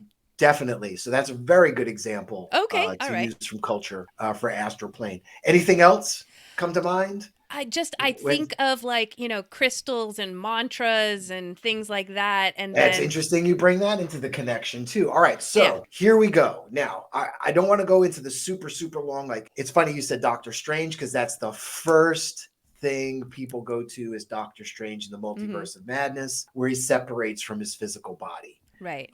So most contemporary. Before that, have you ever heard of a book called Altered States? Okay. I lost it already, didn't I? Yes. So Altered States, here it is. So Altered States is a book where, sorry, I had to scroll down. I went the wrong way. By Patty Kreskevsky. It's an older book written in the 70s, really short book too. But it was made into a film in the 80s. And it really explores that evolving yourself using mental abilities. And they go into a suppression tank and they float themselves in water. And the lead character almost kind of de-evolves. But the book itself is really filled with a lot of real science. But there is no actual proof of astral projection. Now, we can look at ancient cultures. It's in Aztec. It's in Egypt. It's in Chinese. It's in Japanese. It's in European. Every culture talks about, going out of the body and, having these different experiences. But yet, scientifically, there's nothing. Now, even funnier, National Library of Medicine, NIH. Everybody was looking at NIH during COVID and everything, right? Yeah. Okay. Astral projection is listed here Interesting. in the database, okay? But it is listed here, and they talk about a strange out-of-body experience in dissociative disorder. Okay. And they start talking about OBEs, out-of-body experiences, and being hallucinatory and those types of things.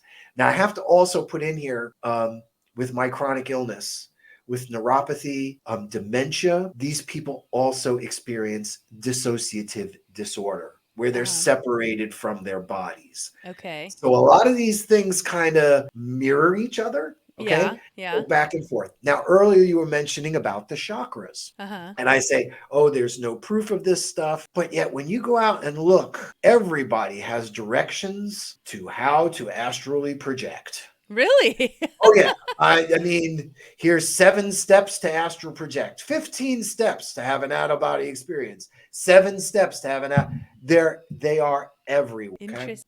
Now, it goes along with a lot of you talking about with the chakras and being in tune with yourself. And this, again, goes back into chronic illness. We talk about patients using their minds to heal parts of their bodies. Like for myself, I have a lot of liver and pancreas issues. So when I do a lot of my meditating, I concentrate on my body, healing those areas of my body. Now, it's sort of inner projection, but astral projection works the same way. Right. You relax your body, you relax your mind, and that would include all your chakras, Yeah. You can't be blocked anywhere. You're not going to be able to astral project according to all the different rules I've read about this. And then you have to actually be able to visualize where you are first, the space you're in, and visualize yourself in the space you're in. If you can't actually visualize the interior space and looking at yourself, you're never going to get it according to most of these directions. And then there's a whole bunch of different techniques, and people say that you use a technique that's like more familiar to you. One they talk about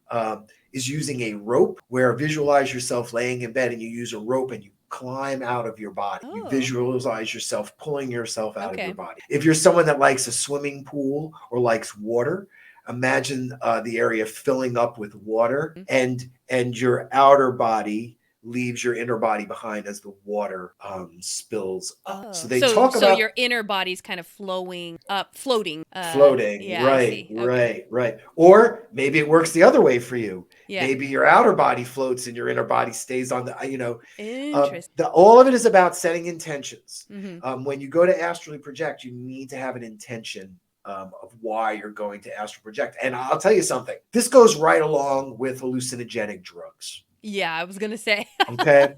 If you take hallucinogenic drugs and you have bad intentions, you have a bad trip. Well, you can do the same thing with yourself. Astral projection has a lot to do with sensory deprivation. And that book, Altered States, I was talking about, really focuses in on that, where they eliminate your visual input, your audio input, and everything sort of gets shut off, so you can just focus on that inner eye of yourself, and what that's projecting and what that gives off. Interesting. Now, they a lot of these places do talk about using something hallucinogenic to astral project, or even using herbs or inhalants. Mm-hmm. All kinds of things to help assist you do this. Yeah. And even through history, Egyptians talk about using different things to assist them. Chinese talk about using herbs to assist them do these techniques.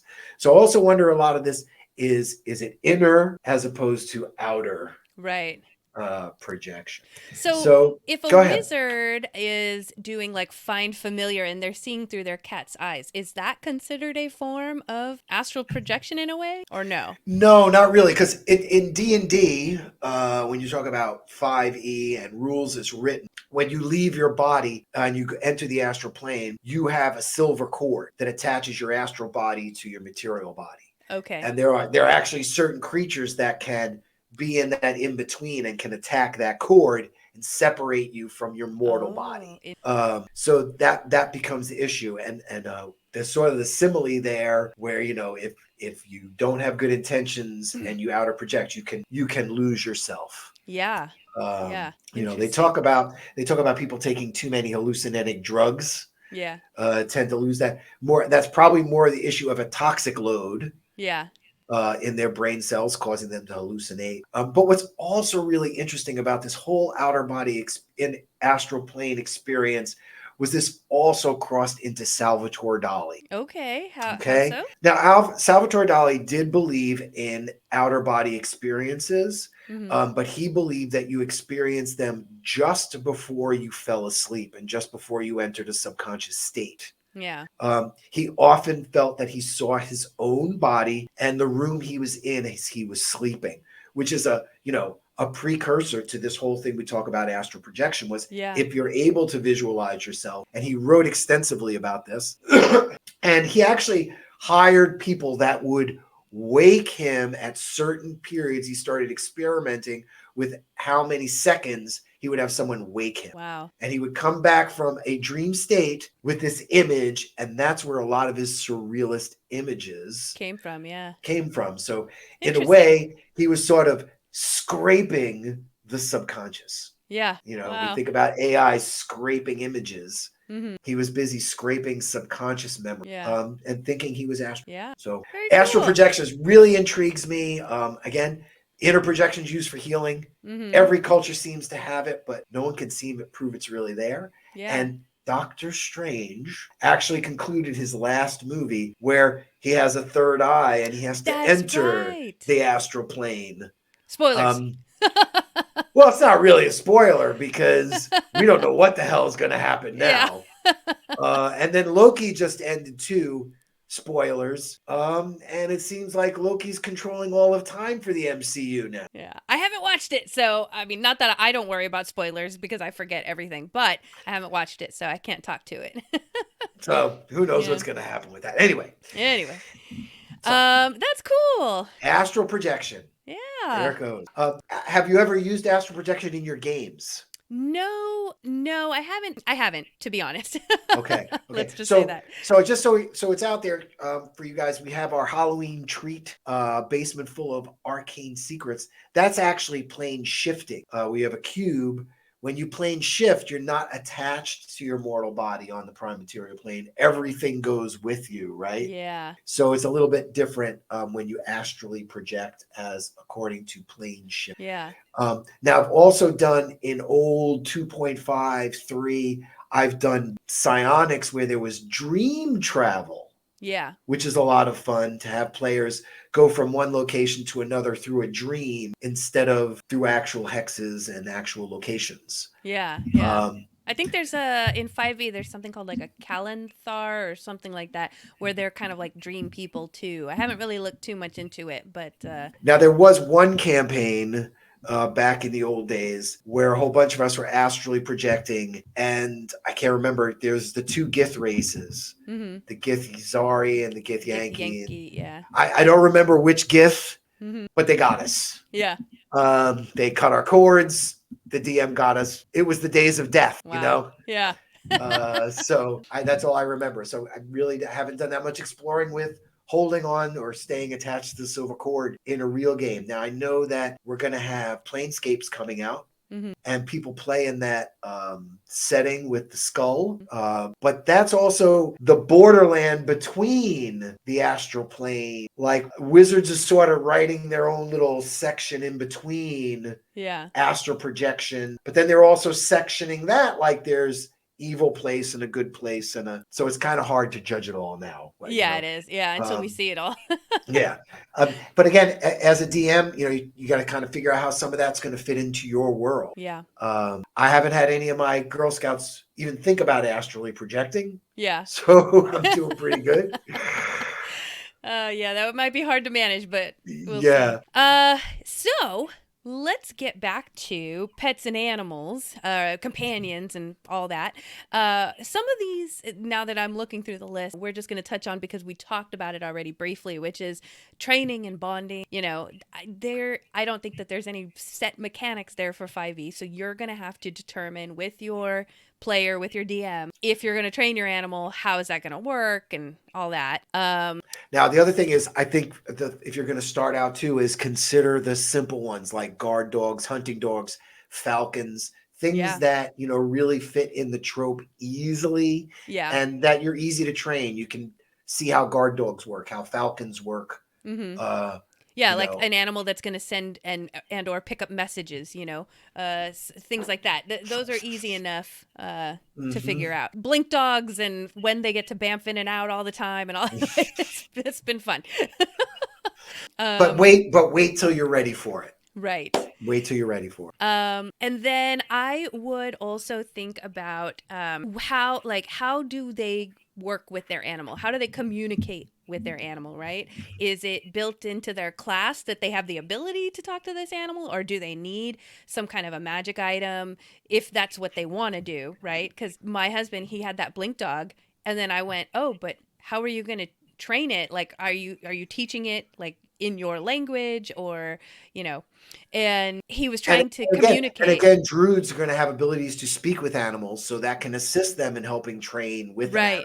I was doing a lot of that in Icewind Dale with my druid and spending a slot and saying, I'm going to talk to this animal today. Right. Yeah. That's the thing. So he was trying to communicate like complex ideas to this dog. And I was like, yeah, it's one thing to say, stay. It's another thing to say, go through that window, look at the desk, see what you can see on the desk. Now you need something where you can communicate with your animal. Right. And that's where Luigi couldn't do anything with the monkey. Right. He's just talking Italian. He don't know what I'm talking about. Monkey, crazy monkey, go find the key. A monkey, Sorry. Yeah. So figure out how that's good. And if your animal can talk back. Is your animal even smart enough to talk back? If they are somewhat smart, like how do they talk back? Is it just in single word thoughts? Like, is it very simple images? Whatever it is, consider how that works too. I mean, and I have to also remember too, there could be some kind of promise or pact. Yeah. Maybe, like I think about the lion and the mouse. You pull the thorn out of the lion and the lion is your buddy for life. Yep. You can have stuff like that happen too, which is kind of cool. Yeah, that's true. And then again, like I talked to my son about like care and maintenance, are you eating your ants? I mean, this is a thing you really have to think about because you want your game to be like, what is it? What's that little, do you remember that little digital pet like Tamagotchi or whatever? Oh yeah, Tamagotchi. Yeah, Oh my Tamaguchis. God, Yeah, you had to remember to feed it or it would die. Like, is that the kind of D&D game you want? If it is, great. Tell your players so that they remember to actively feed their animals. Otherwise, don't make it a thing. Well, and you just hit on something right there. Yeah. You could say as a DM, here, you got to take care of this Tamaguchi. Yeah. While we're playing. Do they even still make those? I don't know. You could use some kind of device to say you have to do this to say you're caring for the pet. Make it a game within a game. Yeah. Now, before we were talking about all these different things where animals come in, I also found a cool list if you're a DM and you want to introduce an animal, just some other ideas. Okay. It could just be a reward from a wizard because wizards always got animals, right? Right. So it could be a reward. Here, take this lizard. Markets. Someone could, or the animal could escape from the market and just join the party because it's been ill-treated. Yeah. And that's why it joins the party. Yeah. Then, of course, finding the abandoned egg. And the egg, to me, I wrote a list once of all these, I'll put it on our Discord, all the things that could happen. Yeah. And like how that could lead into its own adventure, trying to find out what is this egg. And then when the egg hatches, what is it? And oh my God, what are you going to do with it? Blah, blah, blah, blah, blah. That's pretty fun. So it's kind of a neat idea. And then, of course, are you able to hear this background noise? I just want to ask before we keep going. Every once in a little tiny bit. I'm just going to apologize to everyone. I can't stop my husband from doing yard work right now. I'm really sorry. It's not that bad. I don't really hear that. That's okay. Okay, sorry. And then they also talk about royalty was always into the gift giving of animals. And while we're talking about that, very sad thing just happened. Well, maybe not sad necessarily. Could be a good thing. The pandas just left the National Zoo to go back to China. Oh yeah. Speaking of pets, yes, they were given to the President Nixon in 1975 as a gift, and after years and years of unsuccessfully trying to breed and raise them, they're going back to China to live naturally. I'm kind of excited for that. That's cool. But again, that's another example of royalty. Just here, have a pet. Yeah. See, that's I did like I mentioned before, where they came across the dead mother animal, so they kind of felt like, oh, we have to take in this animal. But I already knew that a player wanted it, so that's how I worked that into the narrative. But some of the players, like my son, he started out with 2 ferrets. Like there was no story as how he found the ferrets. He just had them, from the very beginning. You mentioned markets. So the Blink dog was actually, there was like an animal trader, but it was like a black market animal trader. Okay. And so he had a cart that he was traveling with, and the cart spilled over. And so he was trying to put everything back before someone came across them, and the party came across them, and they figured out that he was a very mean animal trader. He was mistreating his animals. So that's how they came across the Blink dog and saved the Blink dog. But yeah, so there's a way, find a way narratively. I think if this is something that they've said they want to do and the campaign has already started, then yeah, find a way for them to come across it in the narrative. Now here's something else I've come across, and it says, don't kill the pet. I've read this a few times now. It says, not only does this decrease morale for the entire party, but you'll also be increasing the chances of causing serious rift in the game by doing so. So a pet death could end your game. I mean, could end the whole shooting match. If you're not on the same page. Yeah. Now, and I think another important thing to keep in mind here as the DM is don't use a player's pet as the MacGuffin or the death thing. Like, if the pet gets killed because the player puts it in a bad situation and the dice go against the pet, that's a bit different a death than you setting it up and railroading the pet into death. Right. So I think have that kind of set up too, with how far your actions are going to go with that pet ultimate end, so that player has, or the players as a whole have an idea where that's going to go. Right. I hadn't thought of it like ending your campaign. Yeah. But yeah, someone could get very hurt over it, and then. So let's see. I'm trying to think. Okay. So before my campaign started that I ran, I had some of my players go watch I pinpointed a few episodes of Critical Role where I was like, I want you to just check some of this out. I didn't make them watch the full 4 hours. I just said from this time to this time, watch this character. They're a bard. If you want to be a bard, this is kind of a good like example of things that you can do. And, you know, so I kind of pointed things out, right? Well, I didn't think about the fact that there's spoilers, you know, somebody dies, one of the characters dies. And so they had gotten into Critical Role. I think this was campaign 2. That's right. So they've gotten into it and now they continue to watch it and they're like, oh, this is great. And then somebody dies and they basically told me, they were like, that was the worst thing you could have showed me. Like I had to stop watching. They basically stopped. They refused to be Critical Role fans because they let a character die. And that was just in their brain. That was not going to happen. Not going to happen. So right away, I know now, I'm like, oh, okay, death is very important to this person. Maybe we don't tackle that in this game. and again, I think, you know, when the game first came out, death was a main component. Yeah. When the game became open to people that don't want death as a component in their game, which that's cool. Yeah. It really opened up to a lot more people. It really, really did. You don't die in Monopoly. You play till the end of the game. So that idea that you die doesn't make sense. Well, and I think too, this goes back to like the generational gaming thing, but I think because we have so many new generations of players, they have to get through their initiation rites of, you know, getting through a full campaign and all before I think they start considering branching out into some of these other aspects that they could explore. Death is just one that's not high on everybody's list. Right. Yeah, the one thing is I don't like to have anyone go watch Critical Role either to play. I feel like if anything, I just kind of want to like give them just kind of a few touchstones to play and then let them kind of go on their own quest. I like it to be more reality based. What was a bard? Right. But you can see with my magical Q&A, that's the way I focus things. Right. And like you said, the spoiler part of it, yeah, someone's gonna die. Yeah. So, all right. I mean, aside from, like I said, I don't want to repeat ourselves. I think we've covered a lot of the things, if not everything, that you should think about if you're going to have animals, companion. Now, we haven't even gotten to all the creative choices you could make choosing a companion, right? Or choosing what you want as your pet. And you could very easily, too, make it a non-combatant pet campaign where pets aren't in combat. Yeah. Or it is a pet campaign. So that's another easy line to draw in the beginning if you're not sure where to go with pets. Yeah. So this leads us to, I would love to do a little bit of our week in games, because we haven't touched on that yet, and we haven't done it because we've had a few guests.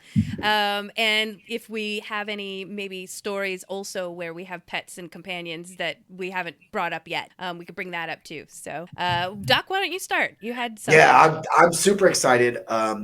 We finished so many weeks we haven't played. We finished test playing Basement Full of Arcane Secrets, so it was ready to release for Halloween. So I'm not going to talk about that because I'm not giving any spoilers for that. If you haven't gotten a free copy of that yet, give us a like and a share and comment that you haven't got it. I bet you I will comment back to you and give you the link so you can get it. But I'm not going to put it till you say, yo, Doc, where's the link?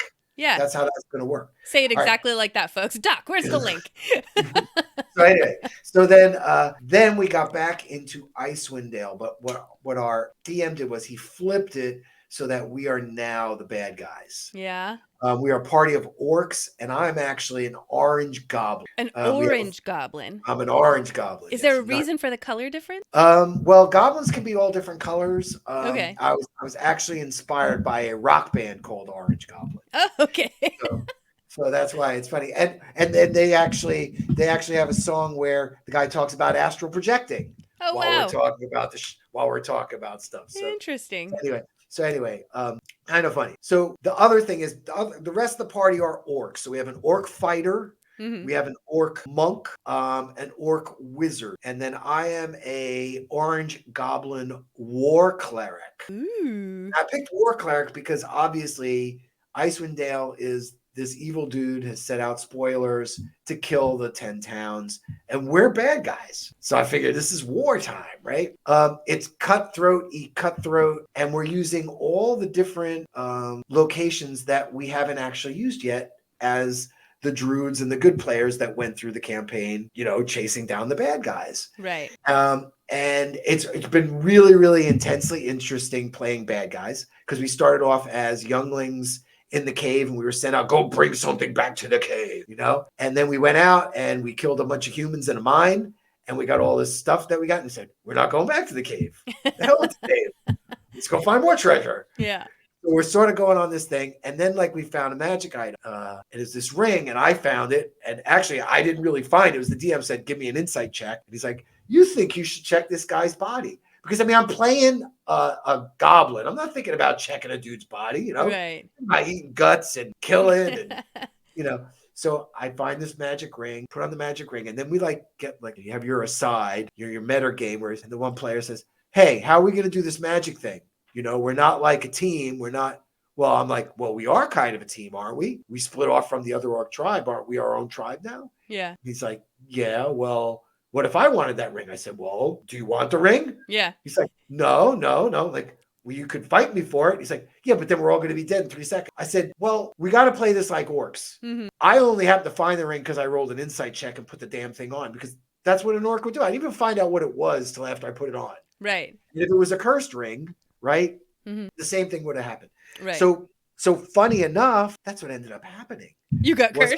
Our fighter, we found this fossilized mind flare skull in the wall. Now, somebody did an intelligence check, figured out that it was a mind fossil. And this fighter, this girl's, she's a very creative player. It's like, I want to get the fossil out of the wall. I'm like, don't touch the thing. What are you doing? What are you doing? Knocks the fossil out of the wall. It falls apart, but there's a crystal. Well, she attunes to the mind. It's the mind flare. Has put his mind into the crystal. So now she's under the influence of the mind flare. So now dude. And the same thing, we didn't know that was going to happen. Could we have stopped and done identify? No, we're playing this more like, we're a bunch of ravaging orcs. I love that though, because in our game, I get a little upset sometimes because we always have someone that has identify and they always cast it. And I told them I would just love it if next campaign, no one identified anything because it just leads to shenanigans. What's even funnier is we have a wizard who has identify as a ritual. Yeah. But the same thing, when the insight check came up and I found the ring on the hobgoblin, I wasn't going to stop and say, can you identify this? Can you identify this ring? I don't care if he has a ritual. And then he said, I can identify that. I said, I hold out my hand and said, identify.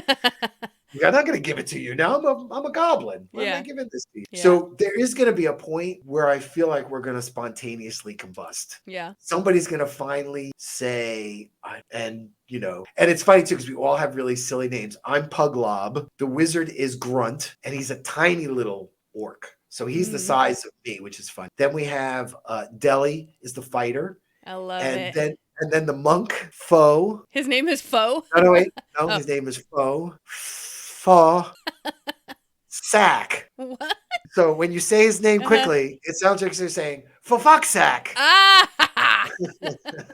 So it leads to all kinds of shenanigans. I love it. We're having so much fun. And then for fuck's sack got hit by a whip that caused Tasha's hideous laughter. Mm-hmm. So he starts laughing hysterically. Then the Runt got hit with this thing where he got hit with the whip, so he started being sarcastic, and everyone started being sarcastic. Oh my God, I have the best friends that play so theater of the mind and get so carried away. So it's been so much fun. But at some point, I can't tell them. I actually worship the goblin god of destruction. I'm going to kill everybody. I got bombs on me. I'm going to blow everyone up. That's awesome. But it's been great. It's been great. So what about your week? And I'll give you the update as we get more going there. The mind flare taking over the last players where we ended, it's a big cliffhanger. We're coming back to the DM's going to be passing her notes. Right. Every 3 seconds. Yeah. So it's funny. I didn't realize this, but so my home game had been on a little bit of a hiatus because we had a couple months where scheduling was just wild. I mean, I practically had a month of travel. Just a month back, I was gone for almost a month, and then there was my husband's schedule because he's a rotating shift worker. So we have all these pieces, and then my son with band. It's just wild. So the last session I didn't realize was back in August. Oh my gosh. I only thought that we missed like maybe 1 month, maybe 2 months. I had no idea that our last session was in August. And the only reason I knew that was because I started this thing. I am bad at note taking when I'm being the DM, and then there's all of a sudden this kind of intense moment because I'm more interested in keeping everyone engaged and keeping things moving. And so I'll after the game, I'll try to remember and then type it down, but it's really bad. So last that session could be a good episode. Yeah. Note taking DMs. Actually. So basically what I did was I just went to my phone and turned on voice recording and went, I'll just listen to it later and take notes. Thank goodness I did, because we are months later here and none of us can remember where we left off, and we're playing Saturday. Well, when we're recording this, it'll be this Saturday. Right. So I basically sent the recording out to everybody. I was like, everybody, if you want, take a listen to this, because who knows what we were doing. Great. That's and like then, purely eureka accident. Right, it was that you recorded it. That's great. And then we did a quick little 1 hour session just to talk about it so that everybody kind of brings it back to the forefront. And now we're going to play Saturday. What I'm going to do is I'm going to use our Dark Escape little one shot. The adventure. I'm going to use Dark Escape because where they are at right now, they are most likely heading into a very huge mountain with lots of caverns, and they will be running away from something. So I was like, this is perfect. Right. That's for those of you out there, Dark Escape was one of volume 2s. It's still in the editing process, hoping to be finished very shortly. But you can pretty much plug and play it as a cave scenario. It's got lots of really cool cave scenarios in there, written by our good guy Chris. Yes. Our new law team dude. Really good underground adventure. So yeah, that's a great drop in there. Right. Yeah. So because I helped kind of read through and edit, and so I remember thinking, oh my gosh, this is great. I can totally play test this with my players. Yeah. So we'll see how it goes, but Nice. I'll let you know. But I also wanted to talk real quickly because I do have a story about my game with the ferrets to bring it back to pets and animals. So I mentioned to you, my son's the druid. He has 2 ferrets. He has a male and a female. And they found out. Now, I gotta stop you right there. Yeah. I just keep thinking Beastmaster. Have you ever seen the movie Beastmaster? Yes, I have. He had the ferrets. I forgot about that. Okay, go ahead. Yeah. Go ahead. So he has these 2 ferrets, and he always knew that like one of them was really good at like sneaking and being a little bit more quiet than the other. Okay. And the other one was kind of like a ferret that really liked to like fetch things and bring things back. Like, I found this little rock. Here's a little rock. And I found this. And that's what we were talking about. Each of them had their own personality. Yeah, well, cool. So going back to that black market animal trader, very early in the campaign, this is maybe like 3 sessions into my campaign, they're exploring the main city where they start at, and there is an animal shop, but it's also kind of a front for that black market animal cart where some of these animals are getting shipped off to other places. And they had found out, they'd gone in because they were very interested, and had found out that some of these animals some of these animals are people. And this is actually a black market slavery thing being covered up because they're polymorphed. Oh no, you dropped.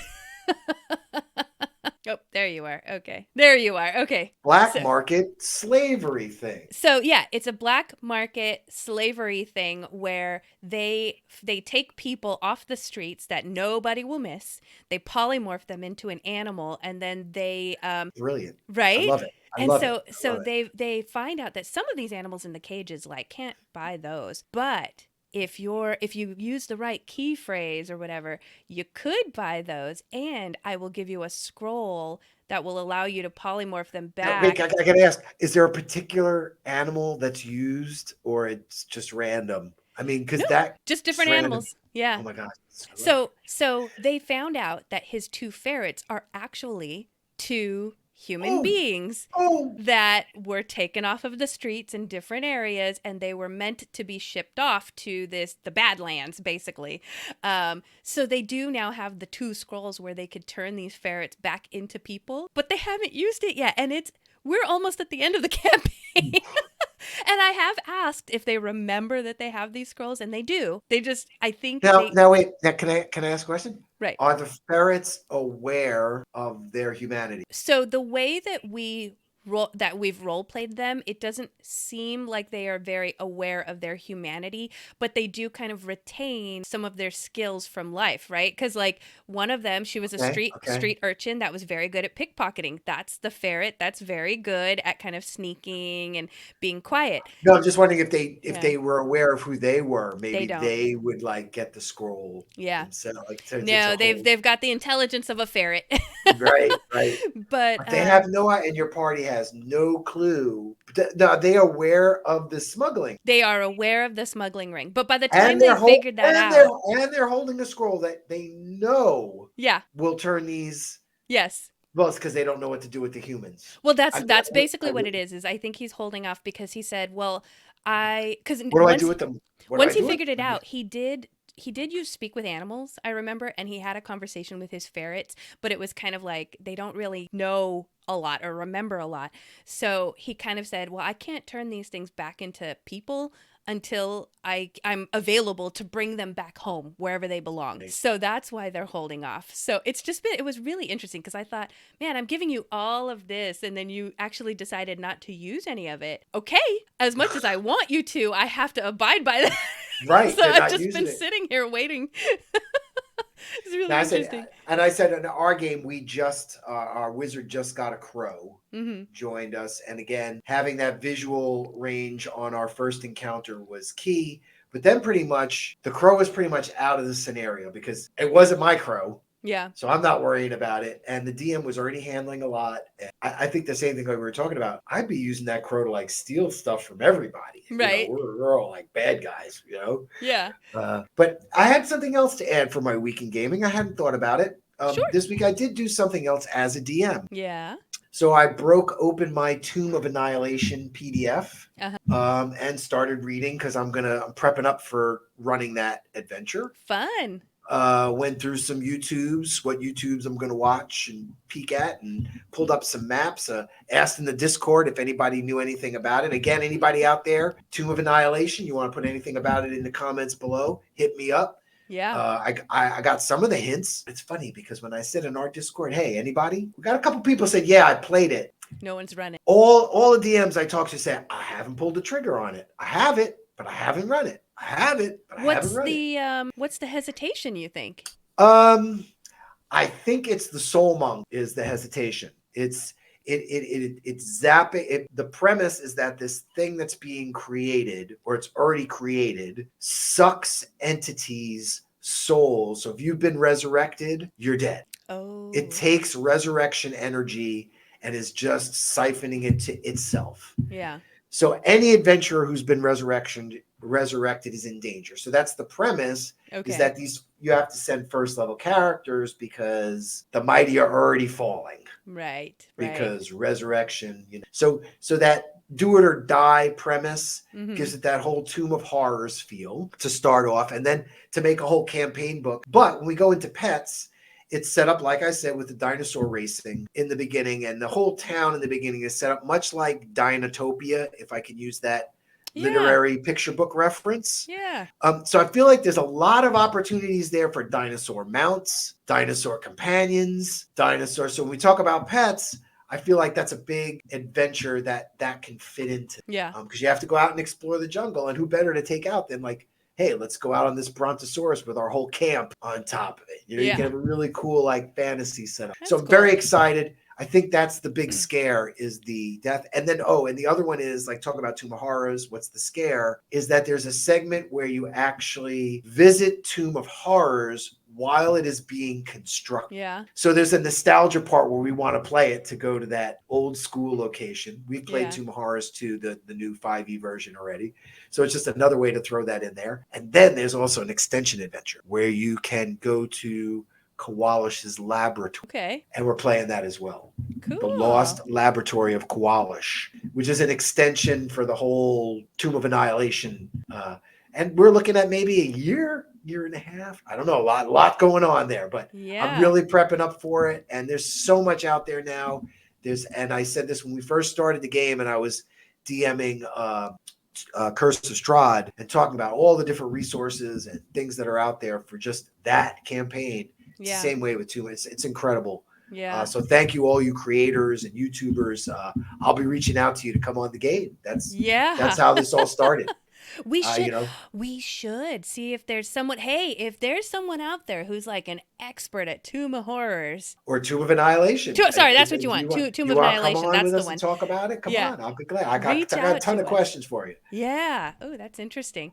So, all right. That was also in my week in gaming, was preparing to DM, because, like I said, the orcs are going to spontaneously combust at some point. We're all going to kill each other because we're all evil too. Yeah. You know, and that's the thing too. I feel like an all good party will stay good and work together. An all evil party will all kill each other. Yeah, yeah. Just ends up. Well, folks, I hope that you enjoyed our episode on pets and animals. If you are working your way into playing like a one-shot for Thanksgiving, consider giving everyone like a turkey companion and see how that goes. I would love to hear about it. Oh my gosh, I'm trying to think what kind of Thanksgiving scenarios you could do with that. You just made me think about the fact that now I'm going to have a pet and I'm going to name it Peeves. Why Peeves? Because you said pet peeves, and I was like, he's my pet peeves. Or I can name him Peeve. He's my pet peeve. Oh my gosh. But anyway, again, new date, new time, Tuesdays, 5 p.m. Pacific, 8 p.m. Eastern time. And again, if that's not your time to watch us, hit that subscribe button and you can watch us whenever you're ready. Yeah, binge watch us. And you can talk to us on Discord, Facebook, YouTube. We love to chat about D&D. You have any ideas you want to share with the team or anything you want to bounce off us, please feel free. Yeah, and if you're a creative in the D&D or tabletop like space, maybe come reach out to us because we're looking for some guests and we might be interested, and that would be great to have you on the show. So spread the word. And that's right. Yeah. Remember what I say, without a little effort and creativity, you will never have the prime advantage. So true. And I haven't said mine in a while, so I'm going to say every day can be a fun day. What did I say? These days can be fun days when you talk nerdy with friends. That was it. Yes. That was it. All right, folks. Have a good day, good night, and we will talk to you soon. Thank you. Keep playing games.